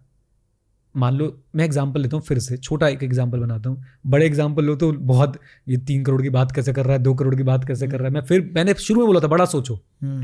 मान लो आपने 1 करोड़ रुपए लगाए थे एक स्टॉक में, वो बढ़ के 1.5 करोड़ रुपए हो गए, 50 लाख रुपए आपने कमा लिए। अब आपको लग रहा है कि इस स्टॉक में और ग्रोथ नहीं बची है, I will sell it and I will buy a new stock. अब क्या होगा? आप 1.5 करोड़ का माल बेचोगे, 1.5 करोड़ माइनस 1 करोड़, मोटे मोटे तौर पे 50 लाख रुपए का गेन हो गया आपका। 50 लाख में से 1.25 लाख रुपए की एग्जम्पशन दे रखी है सरकार ने, वो निकाल दिया। अब आपका जो भी 48,75,000 या जो भी फिगर है वॉट एवर, आपको उस पर टैक्स देना पड़ेगा, कैपिटल गेन का जो कैपिटल गेन टैक्स देना पड़ेगा। सेम केस अगर म्यूचुअल फंड में हुआ कि आपके मैनेजर ने वो शेयर बेचा और उसके बदले नया शेयर खरीद लिया, क्या आपको टैक्स देना पड़ेगा? नहीं, ऑब्वियसली हमें तो पता भी नहीं चला। पता भी नहीं चला। अब इसमें काउंटर क्या आता है? यहाँ तुम्हारा कंट्रोल है, वहाँ तुम्हारा कंट्रोल नहीं है। मैं आपको एक बात बोल रहा हूँ, मैं आपको ओपन चैलेंज करके जा रहा हूँ आज। इंडिया में मुझे उन लोगों की लिस्ट निकाल के दीजिए जो डायरेक्ट स्टॉक्स में इन्वेस्ट कर रहे हैं। मुझे 10 साल कर चाहिए, 10 साल का रिकॉर्ड चाहिए, और उनका XIRR 20% 21% के आसपास चल रहा हो, डायरेक्ट स्टॉक में इन्वेस्ट कर रहे हैं। आप कितने लोगों को ऐसे जानते हो जो डायरेक्ट स्टॉक में इन्वेस्ट कर रहे हो? 1 साल का मत बताना मुझे, मेरे पीछे ये बोल के मत पड़ना कि मेरा XIRR 50% है, 60% है पिछले 2 साल का। पिछले 2 साल में किसी बंदर ने ऐसे डांट भी मार दिया ना किसी स्टॉक के लिस्ट पे रख के, 16,000 से 25,000 में पहुंच गया है। हाँ, तो उसका भी गेन हुआ है, राइट। आप मुझे बताओ 10 साल का अपना रिकॉर्ड दिखाओ आप मुझे कि 10 साल में आपका XR कितना है डायरेक्ट स्टॉक में इन्वेस्ट करके। अब लोग क्या बोलते हैं कि म्यूचुअल फंड में लिमिटेड गेन होते हैं। किसने बोला यार? मैंने इंडेक्स फंड पे आपको 114% का गेन दिखाया पिछले 5-6 साल के अंदर 24% का XR मुझे इंडेक्स फंड देके गया है।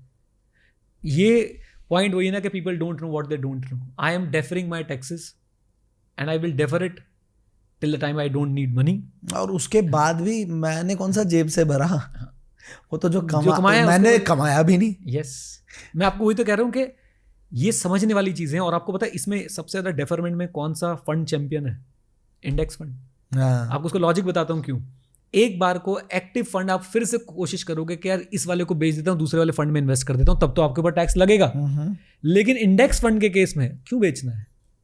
कम इंडिया ग्रो करेगी तो आप अपने आप इंडेक्स फंड को आप लंबे समय तक ग्रो करवाओगे। आप 20-30 साल तक, उसमें तो 50 कंपनी जो अच्छा परफॉर्म नहीं कर रही वो अपने आप इंडेक्स से हट जाती है। वो 20-30 साल तक आपका टैक्स डेफर करता जाएगा और वो इतना बड़ा अमाउंट बन जाएगा। वो अमाउंट लोगों को समझ नहीं आता है, ये मैथमेटिक्स लोगों को समझ नहीं आता है। वो तलवारें लेके आपके पीछे कि तब तो जब बेचेगा तब तो लगेगा ही। एक भाई साहब तो ये तक कह के चले गए, मतलब एक से एक चैप्टर है दुनिया में, कह रहे चैप्टर ये भाई, ये कह के चला गया कि जब आपने अपना 1 करोड़ का शेयर लिया था 1.5 करोड़ का बेचा, आपने 1.5 करोड़ का कोई और शेयर लोगे तो उस पर टैक्स ही नहीं होता। भाई कहाँ हो तुम, कौन सी दुनिया में हो? तो लोगों को खुद को नहीं पता, बट वो सोच रहे हैं कि सामने वाले को नहीं पता। भाई मेरा दिन रात का काम है यार और नहीं पता तो मैं सीख लूंगा। मैं तो सीखने के लिए तैयार हूँ। आप बता दो मुझे कहाँ लिखा हुआ है, सेक्शन कोड कर दो, सब सेक्शन कोड कर दो, कुछ भी कोड कर दो, मैं पढ़ लूंगा भाई जाके।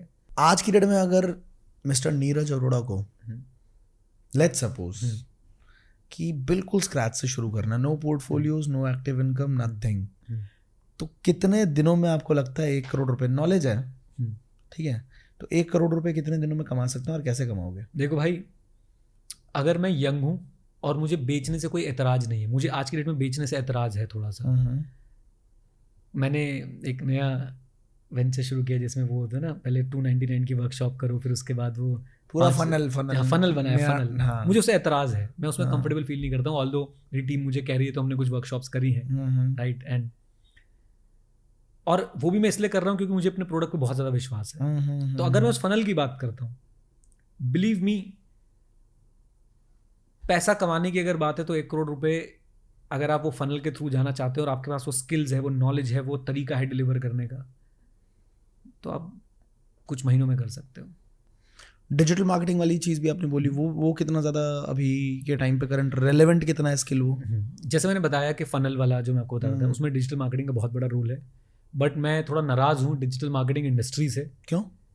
अगेन यार, हर इंडस्ट्री में अच्छे लोग, बुरे लोग, हर तरीके के लोग हैं। तो मुझे ऐसा लगता है कि डिजिटल मार्केटिंग में जेन्युइनली काम करने वाले, जो रिजल्ट आपको ला के देते हैं, रिजल्ट ओरिएंटेड लोग, वो लोग बहुत कम है। और हवा मारने वाले एग्जैक्टली कि भाई मैं वो मैकबुक हाथ में लेके चलूंगा जी मैं तो जी, और मैं हवाबाज हूँ जी, और मैं चीर दूंगा, फाड़ दूंगा। और जब बात करो भैया रिटर्न कितना आ रहा है एड स्पेंड पे, वो नहीं पूछो जी, वो गलत बात है। तो हमें तो वही चाहिए, मतलब एज अ बिजनेसमैन हमें तो वही चाहिए। तो ये चीज़ें हैं मतलब हर इंडस्ट्री में। और जो आप स्किल की बात कर रहे हो ना, आई थिंक एक जो इंडिस्पेंसिबल चीज़ है वो ये है कि आपको कंप्यूटर लिटरेसी, जो भी आपकी टेक्नोलॉजीज करंट में चल रही हैं, जैसे कि AI। अब AI को लेके वैसे तो बहुत बड़ा हुआ मैं नहीं बनाना चाहता, बट AI को आप कैसे अपने असिस्टेंट की तरह यूज़ कर सकते हो आपको ज़रूर आना चाहिए। मैं 3 मॉडल यूज़ करता हूँ, मैं क्लाउड भी यूज़ कर रहा हूँ, मैं परप्लेक्सिटी भी यूज़ कर रहा हूँ, मैं ChatGPT भी यूज़ कर रहा हूँ। तीनों के पेड सब्सक्रिप्शन ले रखा हूँ, भर के यूज़ करता हूँ, भर के, but only as a assistant, not as the replacement. You can not entirely rely on the content generated by the AI, और whatever output it is giving वो अनरिलायबल है जब तक आप उसको रिव्यू ना कर लो, राइट। तो हर किसी को आज की डेट में, यस, हर किसी को आज की डेट में जो भी अपकमिंग स्किल्स हैं, जो भी ऐसे स्किल्स हैं जिनके बेसिस से, जिनसे आपकी लाइफ में वैल्यू ऐड होता है, वो ज़रूर सीखना चाहिए। बिल्कुल। Last question of this podcast, because I have multiple questions but I don't want to stretch this podcast, क्योंकि फिर व्यूअर वही देखता है ड्यूरेशन की, अच्छा ये तो इतना है, इस पे क्लिक ही नहीं करना। मैं तो कह रहा हूँ मेरा तो 4 घंटे वाला भी चला हुआ बड़ा ज़बरदस्त। 4 घंटे वाला फिर तो चलने दो, फिर तो चलने दो, वो आपकी विल है।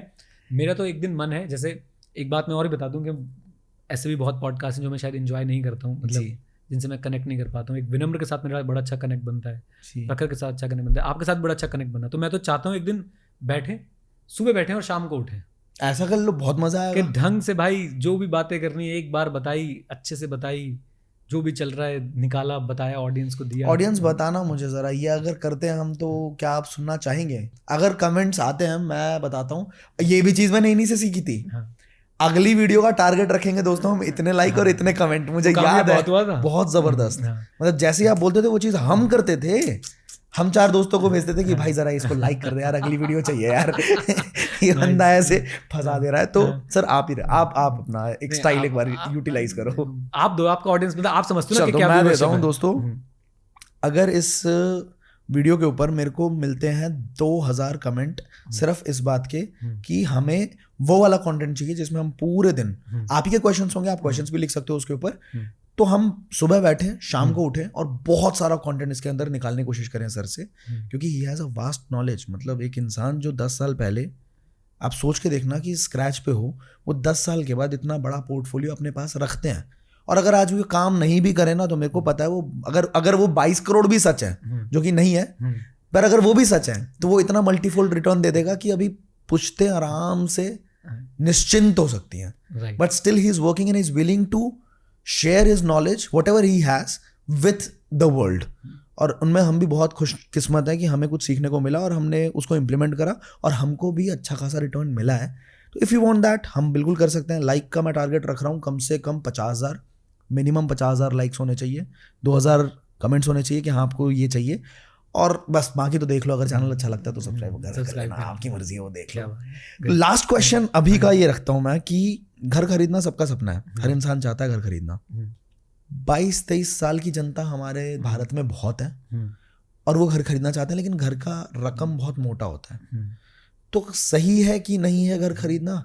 और दूसरा, 30 साल की उम्र से पहले कैसे एक इंसान घर खरीद सकता है? ये 2 क्वेश्चन है वैसे सेपरेटली। देखो, इसका ना कोई भी ना one size fit all answer नहीं हो सकता। हाँ। क्योंकि हमारी डाइवर्सिटी इतनी ज़्यादा है।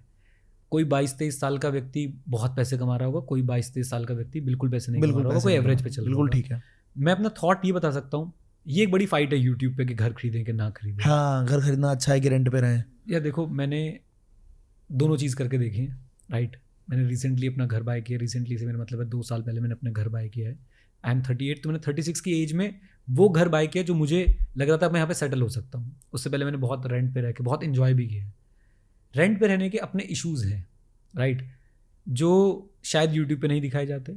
जैसे कि आपका पासपोर्ट का एड्रेस, आपके आधार कार्ड का एड्रेस। ये सुनने में छोटा लग रहा होगा, लेकिन जब परेशान होता है तो बड़ी दिक्कत, जब परेशानी तो बहुत दिक्कत होती है। आप हर समय एक एज पे जी रहे हो। कल फोन आ जाएगा मकान मालिक, भैया एक बिना बात मकान मालिक की अकड़। यस, खैर मेरे साथ वो केसेस नहीं रहे, हाँ, बट हाँ ऐसा होता है, ऐसा बहुत सारे लोगों के साथ फॉर श्योर होता है, बिल्कुल, राइट। और मैं तो मर्जी से रेंट पे रह रहा था, शायद मैं तब भी बड़ा खुश था, राइट। मतलब मैं मजबूरी से नहीं रह रहा था, मर्जी से रह रहा था। मेरा मानना ये है, घर बनाएं, ज़रूर बनाएं, एक प्लानिंग के साथ बनाएं। सोचें कि कितना पैसा चाहिए होगा, उसके लिए आज से क्या इन्वेस्ट करना शुरू करें, कहाँ इन्वेस्ट करना शुरू करें, कितना लोन मिल जाएगा, ज़रूर सोचें। एक लॉन्ग टर्म प्लानिंग रखें। लॉन्ग टर्म से मेरा मतलब है मिनिमम एक 5-7 साल की प्लानिंग तो लगाए हैं कि मैं 5 से 7 साल बाद घर लूँगा। एक चीज़ मैं ज़रूर बोलना चाहूँगा, मैंने ना अभी 2 अपार्टमेंट्स खरीदे हैं। एक में घर बनाया, एक में ऑफिस बनाया है।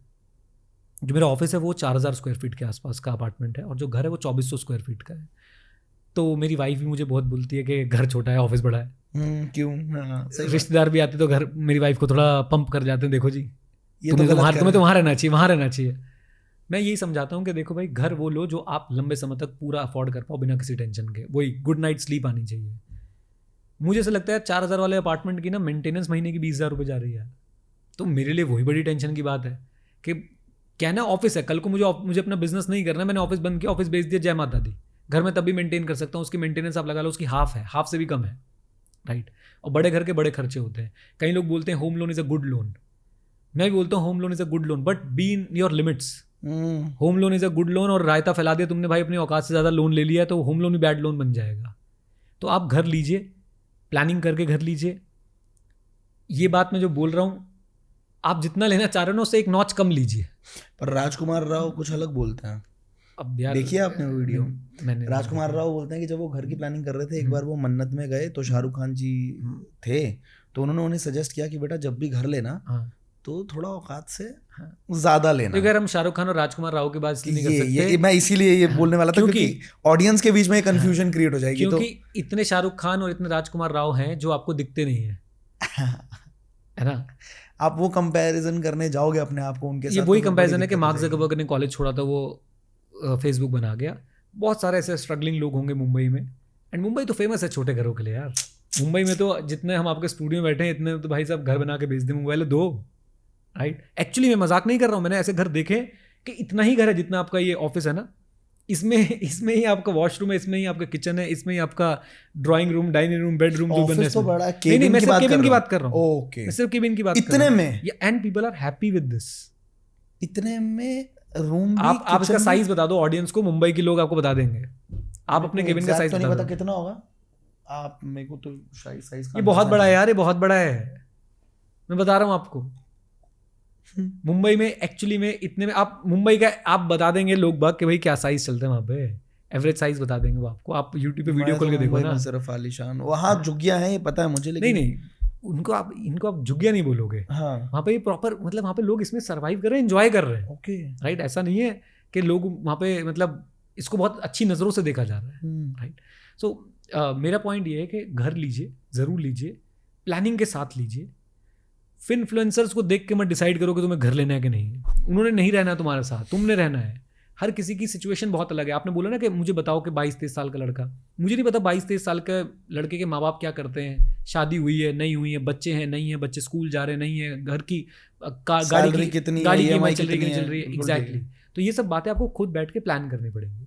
एक 5 से 7 साल की सॉलिड प्लानिंग करके एक आदमी ये पता लगा सकता है कि मुझे घर कब लेना है, कितने का लेना है, कितने तक मेरा बजट है। हमेशा कोशिश कीजिए कंफर्टेबल रहिए। आपके होम लोन की EMI आपकी सैलरी का अगर 35% से ऊपर जा रहा है आपका, उसमें आप बहुत दिक्कत में आ सकते हैं कभी भी, राइट। तो ये ऑल्दो ये कोई फिक्स कभी भी तुम्हारे बॉस को पता लग गया ना तुमने घर लिया, जो कि तुम बताओगे ही कि तुम मिठाई लेके जाओगे घर लिया है, भाई जीने नहीं देगा। उसको पता है कि प्रेशर है इसके ऊपर, अब वो और डालेगा। ये मैं प्रैक्टिकल बता रहा हूँ भाई, मैं बहुत सुना। तो मैं तो यही बोलना चाहता हूँ कि घर लीजिए। सॉरी, लेकिन तुम्हारी वीडियो सब देखने वाले हैं, सारे तुम्हारे ऑफिस वाले। मैं भी कभी एम्प्लॉय था यार, होता है। Once he gets to know कि ये इंसान फंस चुका है, तो उसके बाद तो फिर वो अच्छे से ये भी कर, ये भी कर, ये भी कर, ये भी कर।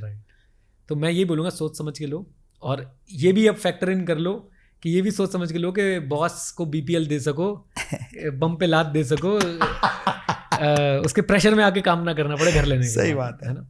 तो घर लेना चाहिए यार, मेरे हिसाब से लेना चाहिए। और बड़ा इमोशनल रीज़न होता है। घर में सिर्फ मनी एक रीज़न नहीं होता है, इमोशनल फैक्टर्स भी होते हैं, राइट। एक सेटिस्फैक्शन भी होती है, एक प्राइड भी होती है।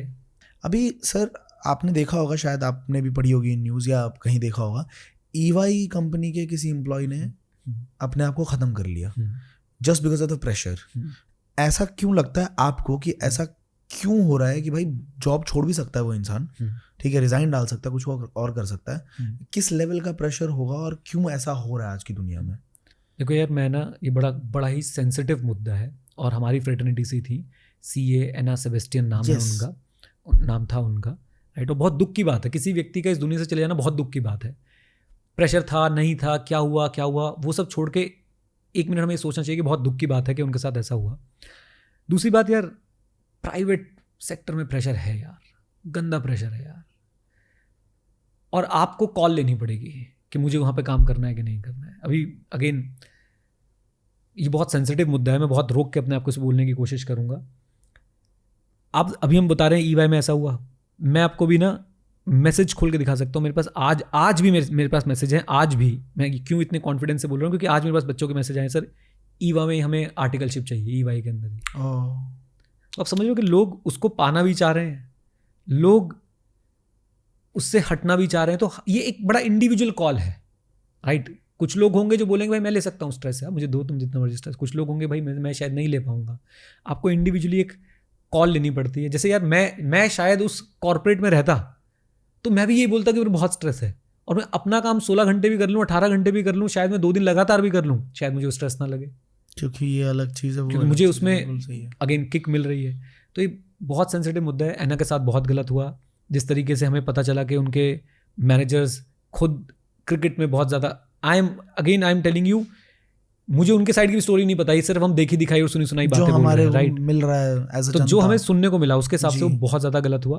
But at the same time क्या ये था क्रिकेट वाली स्टोरी में कि उसके मैनेजर क्रिकेट को प्रायोरिटाइज करते थे, कि वो जब उनको क्रिकेट देखना तो क्रिकेट देख रहे थे, लेकिन इसको काम दे दिया करते थे। और बहुत सारी बातें थी ना, कि मदर ने जो है पूरा एक ओपन लेटर लिखा था EY के जो टॉप पर्सन है, आई थिंक राजीव मेहमानी जी हैं, उनके लिए लिखा था।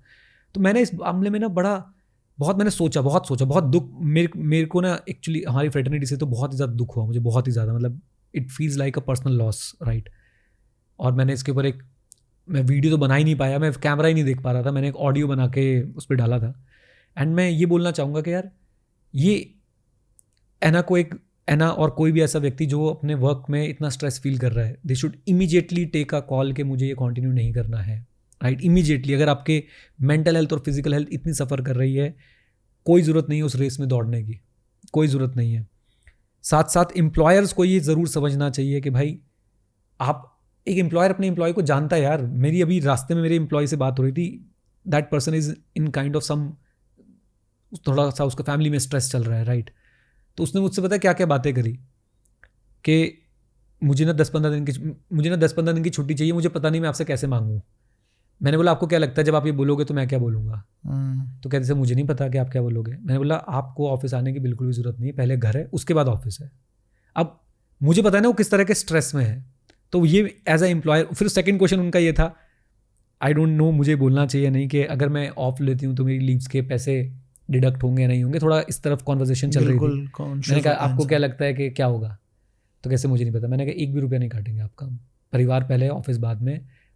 एटलीस्ट मेरे ऑफिस में तो मैं ये कल्चर फॉलो करता हूँ कि मैं अपने एम्प्लॉय को स्ट्रेस दूँ यार, वो मेरे लिए सब थोड़ा स्ट्रेस होगा। मैं तो चाहता हूँ सब खुश रहें भाई, जितना काम कर पा रहे करें, जहाँ पे आपसे काम नहीं हो पा रहा आप बता दो, कोई बात नहीं, जेन्युइन रीज़न है, इट्स ओके। अगर आप हमारे साथ कुछ गलत करने की सोच रहे हो, और ऐसा भी होता है, ये भी एक बात मैं बोलना चाहूँगा, सारे एम्प्लॉयर ही गलत नहीं होते हैं, एम्प्लॉय भी गलत होते हैं। आप किसी एम्प्लॉयर से मिलो, वो फायदा लेने लग जाए आपको, यस, तो वो उसको हम बर्दाश्त नहीं करेंगे।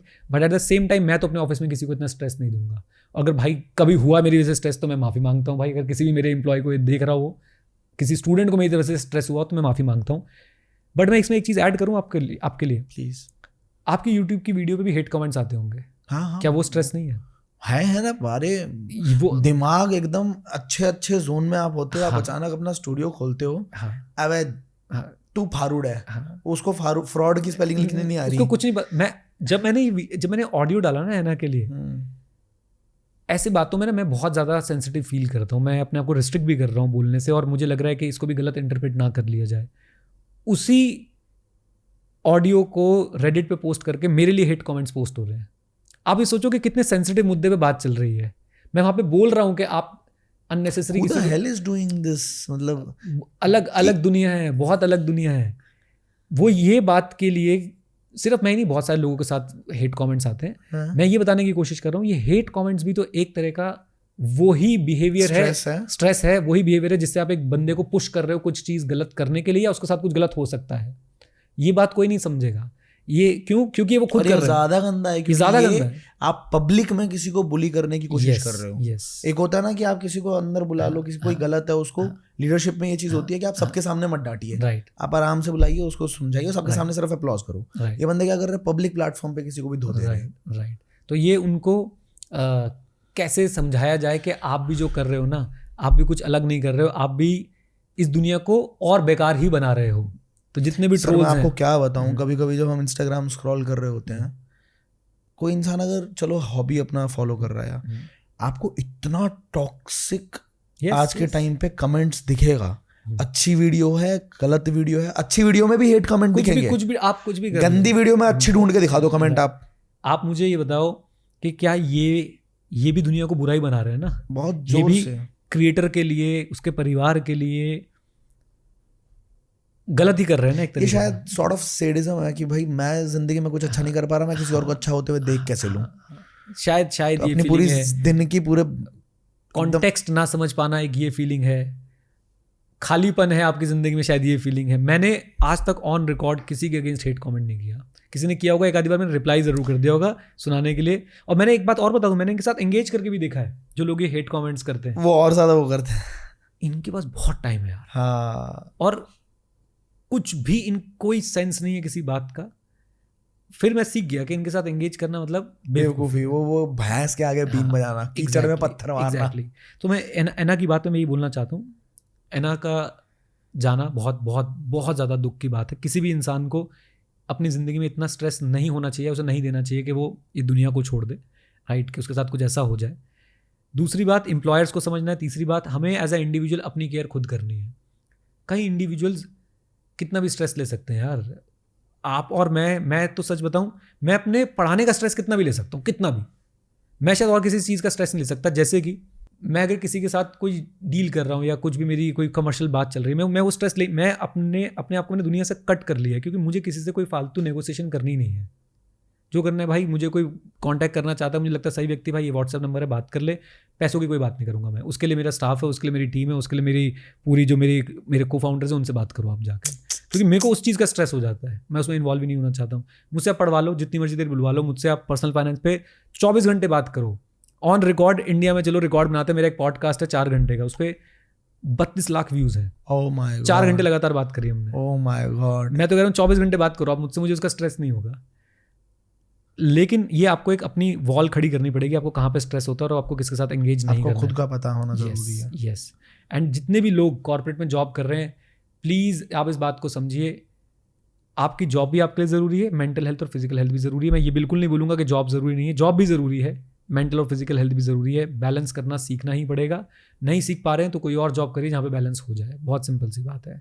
एक अगेन मैं इसमें एक चीज़ बोलना चाहता हूँ, मॉर्गन हाउसल की किताब है psychology of money. Psychology of money, उसमें वो बोलते हैं कि वो इन्वेस्टमेंट के पॉइंट ऑफ व्यू से बोलते हैं कि इन्वेस्टमेंट ऐसी होनी चाहिए कि रात को नींद बढ़िया है। तो आपके लाइफ के डिसीजन सारे ऐसे होने चाहिए कि रात को नींद बढ़िया है।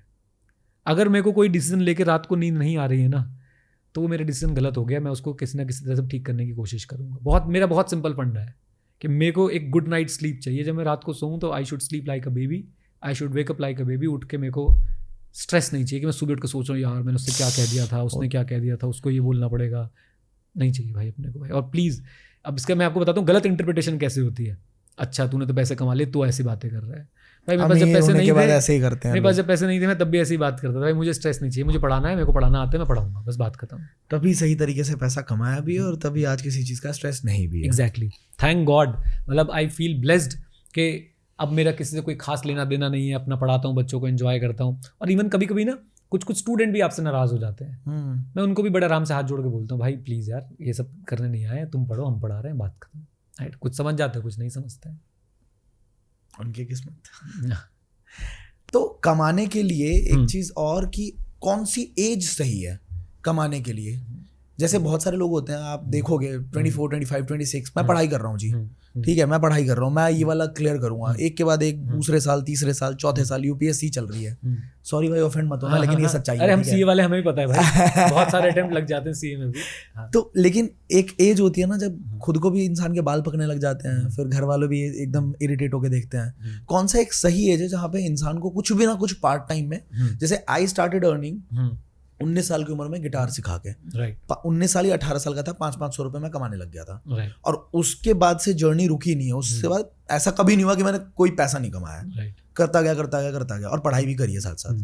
तो सर आपसे जानना चाह रहा हूँ, what should be the right age? देखो यार, इसका ना कोई राइट एज है नहीं ऐसी। अब आप मुझसे पूछोगे तो मैं आपको बचपन में अगर बताऊँ मैं क्या करता था, मैं रहता था सरिता विहार में। जो लोग सरिता विहार से ना, वो शायद सुन के थोड़ा नॉस्टैल्जिक फील करेंगे। सरिता विहार में एक जगह है जनता फ्लैट्स, जनता फ्लैट्स के आगे एक जगह आती है मदनपुर खादर, वहाँ पे सुना है मैंने। वहाँ पे एक जगह आती है, मैं आपको एग्जैक्ट ले जाके बताता हूँ, एक मोहल्ला आता है हड्डू मोहल्ला, राइट। वहाँ पे एक शॉप है श्रीपाल की दुकान। श्रीपाल की दुकान के पास एक छोटी सी जगह है, पता नहीं अब वो होगी या नहीं होगी। वहाँ कोई परिवार था जो ना बिग बबल करके कोई एक च्युइंगम आती थी, बिग बबूल, हाँ, उसके साथ ना टैटूज मिलते थे। हाँ मिलते थे, याद है। तो वो 1 रुपए की एक च्युइंगम आती थी और उसके अंदर एक टैटू निकलता था। हमें वो श्रीपाल की दुकान के पास जाके पता चल गया, भाई ये तो 1 रुपए में 10 टैटू देता है। च्युइंगम नहीं देगा, 10 टैटू दे देगा वो वाले, कुछ होगा उसका जुगाड़। हम वहाँ पहुँच गए और वहाँ पे जाके 1 रुपए के 10 टैटू खरीदे, स्कूल में जाके बेच रहे हैं भाई। वाह, 1 के 10 खरीदो, 1 के 5 बेचो, प्रॉफिट हो रहा है। ये मैंने आपको सबसे पहली चीज बताई जो मैंने ऐसे करी थी, राइट। उसके बाद मैं आपको बताता हूँ, पतंग उड़ाने वाला जो मांझा होता है, मेरा फ्रेंड है बंटी। अब हम बहुत कम बात करते हैं क्योंकि सब अपने अपनी लाइफ में बहुत बिजी हो गए हैं, राइट। वो हुंडई में जॉब करता है। तो बंटी को पतंग उड़ाने का बड़ा शौक था।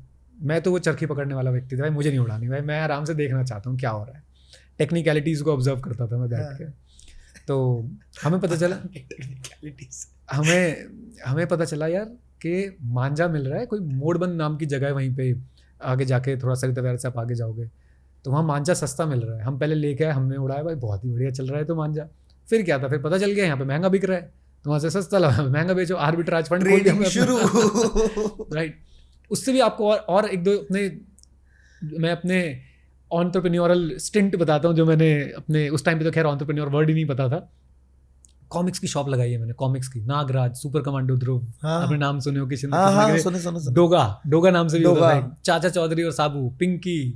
तो ये सारे कॉमिक्स हम क्या करते थे, चांदनी चौक से जाके लेके आते थे और गर्मियों की छुट्टियों में उसे रेंट पे दिया करते थे। तो बिल्कुल घर के नीचे एक छोटी सी टेबल लगा ली, बहुत बढ़िया, हाँ कॉमिक्स रख दी, 1 रुपये दिन का रेंट होता था, राइट। फिर हमने इसको रिवर्स भी किया कि अगर आपके पास कॉमिक्स है आप हमें रेंट पे दे दो, तो सस्ते में रेंट पे लेके महंगे पे रेंट पे दे देते थे।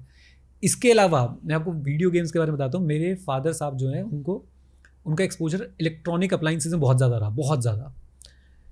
तो जो चीज़ें इंडिया में बहुत कम चल रही थी इलेक्ट्रॉनिक्स में, या बहुत बहुत रईस लोगों के पास होती थी, उनके पास एक्सेस आ जाता था। उनकी GK1 में शॉप हुआ करती थी, तो वहाँ सब who's and who's of the Delhi रहते थे GK1 में। तो वीडियो गेम्स हमें बहुत जल्दी एक्सेस मिल गया था। वो रिमोट वाली जो वीडियो गेम होती थी उसका एक्सेस मेरे पास बहुत जल्दी आ गया था। Mario, super Contra. तो हमने उसकी भी शॉप खोल दी थी। मैं और मेरा भाई आते थे दोपहर को स्कूल से, बैग रखा और चलो भाई अब गले पे बैठने का टाइम हो गया, ताला खोला दुकान का, और वो हैंडल और वो बटन्स होते थे, अगर आपको याद हो, एक हैंडल से निकला होता था, 2 बटन्स होते थे, वो पापा ने बना के दे दिए और हम लगे होते थे। तो एक दिन उस दुकान में चोरी हो गई, उसके बाद हमने वो बिजनेस बंद कर दिया। तो ये आपको कुछ चीज़ें बता रहा हूँ जो इंस्टिंक्ट्स थे आपके अंदर पहले से कि हाँ यार बिजनेस करना है। हाँ, जो मैंने शुरू में ये चीज़ें करी, मैंने देखा, बहुत कुछ सीखा हमने इसमें, बहुत इन्जॉय भी किया उस फेज़ को कि क्या क्या हो रहा है यार। देखो यार 1 रुपये के 10 टैटू लेके भाई 5 टैटू बेच रहे हैं 1 रुपये में, तो बड़ा मज़ा आया करता था उन सब चीज़ों में। पता नहीं हम कौन सी बात कर रहे थे और हम कहाँ निकल गए। एज क्या है, पैसा कमाने का एज क्या है? एज तो कुछ है ही नहीं, सही बात है। यस। तो देखो यार, मैं अब उसको ना, मैं इन चीज़ों को पैसा कमाना नहीं बोलूँगा, ये शौक में हो रही थी चीज़ें, ये भी पॉसिबल है, ये पता चल रहा था। फिर धीरे धीरे बड़े हुए। मैं अगर आपको सच बताऊं, शायद मैंने बात कहीं बोली नहीं है आपको, तो एक टाइम पे मेरी जिंदगी का टारगेट होता था कि मोबाइल की दुकान खोलनी है। सच में आप जैसे रिपेयरिंग वाली और रिचार्ज करना है और ये करना है। पता है क्यों? आप जैसे लोगों के साथ रहते हो ना, आप वहीं से इनकम की चीजें दिख रही होती है। तो मेरा उस समय रहन सहन, या मेरा उस समय का रहना ऐसे लोगों के साथ था, भाई मोबाइल की शॉप खोलते हैं, भाई नए मोबाइल बेचेंगे, रिपेयर भी करेंगे और भाई रिचार्ज भी करेंगे, और मतलब बिल्कुल नॉर्मल जैसे लोग होते हैं। आप कहते हो आसपास मोबाइल की दुकान दिख रही है तो exactly. मोमोज दिख रहा है तो मोमोज। मैं आपको और बातें बताता हूँ, क्योंकि ये बातें शायद मैंने कभी किसी पॉडकास्ट में नहीं बोली है। मैंने एक शॉप पे जॉब करी है। अब तो शायद लोग कनेक्ट भी नहीं कर पाएंगे। पहले CDs रेंट पे मिलती थी DVD 10 रुपए की, 15 रुपए, फिल्मों की भी, गानों की भी। तो हम शाम को फ्री होते थे, तो वो भैया के पास ऑर्डर आए होते थे, वो कहते डिलीवर कराओगे? हाँ जी कराएंगे। उसमें 2 फायदे दिखते थे, एक तो पैसे मिल जाते थे, दूसरा उनके पास Yamaha RX 100 होती थी। अभी RX 100 जिसको पता है उसको पता है। तो RX 100 चलाने को मिलती थी भाई, कि RX 100 चला रहे हैं भाई, उसका अलग ही वैल्यू होती थी RX 100 की। जो भी बाइक लवर्स हैं उस टाइम के, और RX 100 जब मैं नाम ले रहा हूँ तो आधे लोग तो बिल्कुल एकदम फीलिंग नॉस्टैल्जिक, उनके पास चली जाएगी वो। तो बाइक चलाने को मिलती थी, थोड़े बहुत पैसे मिल जाते, और कभी मूवी देखनी तो फ्री में मिल जाती थी। तो ये सारी चीज़ें मैंने शायद कभी फर्स्ट टाइम मैं किसी पॉडकास्ट से बता रहा हूँ, क्योंकि ऐसी बात चल रही है। तो सही एज जो है ना पैसा कमाने की, मेरे हिसाब से मैं ये बोलूँगा कि अगेन, अगर आप अपनी पढ़ाई से ही, अगर आप अपनी नॉलेज से ही, अगर अपने स्किल से ही पैसा कमा रहे हो, आप किसी भी एज में कमाओ, नो प्रॉब्लम एट ऑल। लेकिन जब आप 19 साल की एज में ये देखने लग जाओ कि मैं पैसा डबल कैसे करूं स्टॉक मार्केट में जाके, मैं बिटकॉइन में पैसा कैसे डबल करूं, ये कैसे करूं, वहां पे गलत चले जाते हो। बिल्कुल गलत चले जाते हो। ये एज है आपके अपनी स्किल्स पे इन्वेस्ट करने की, ये एज है आपके अपनी एजुकेशन पे इन्वेस्ट करने की। मैं फिर बोल रहा हूँ, मैंने जितनी भी चीजें आपको बताई, मैंने इसमें कोई पैसा कमाया नहीं, ऐसा नहीं कि मैं इससे करोड़पति बन गया जी। ये बस एक्सपीरियंसेस थे उस टाइम के कि क्या हो रहा है आसपास, हमने उसी से चलो एक्सप्लोरेशन था, दिमाग कितना खुल रहा है इन चीजों से। यस, बट आप अपने ऊपर जरूर पैसा इन्वेस्ट करें, राइट। और कोई एज फिक्स ना करें कि ये एज है सही कमाने की। लोग CA करते हैं, मैं CA के बाद भी उनको बोलता हूँ कि CA के बाद भी अगर आपको लगता है तो आपको MBA कर लेना चाहिए। Why not? क्योंकि अगर CA के बाद MBA करने से आपका जो पैकेज CA में लग रहा था उससे डबल पैकेज लग रहा है MBA करने के बाद, वाई नॉट? आप, ये भी तो इन्वेस्टमेंट ही है। और मुझे ऐसा लगता है, इवन वॉरेन बफे भी यही बोलते हैं कि सबसे बड़ी इन्वेस्टमेंट जो आप कर सकते हो वो अपने ऊपर कर सकते हो, और उस इन्वेस्टमेंट के रिटर्न इनफाइनाइट है। करेक्ट है। फॉर एग्जाम्पल, बहुत बड़ी बात बोली हुई है। यस, फॉर एग्जाम्पल मैंने इंडेक्स फंड के बारे में सीखा, स्टॉक मार्केट के बारे में सीखा। आई थिंक वो मेरी सबसे बड़ी इन्वेस्टमेंट थी। आज आप लोग मेरे पोर्टफोलियो के बारे में सुन रहे हैं या मेरी कोई वीडियोस देखते हैं तो इसलिए देखते हैं क्योंकि मैंने एक टाइम पे अपने ऊपर इन्वेस्टमेंट करी थी कि भाई how to invest. I learn about personal finance, I learn about insurance, medical insurance, term insurance, home loan, debt management, each and everything. उसके बाद उस इन्वेस्टमेंट का मुझे मेरे पास ज्ञान आया कि अच्छा ये भी हम कर सकते हैं।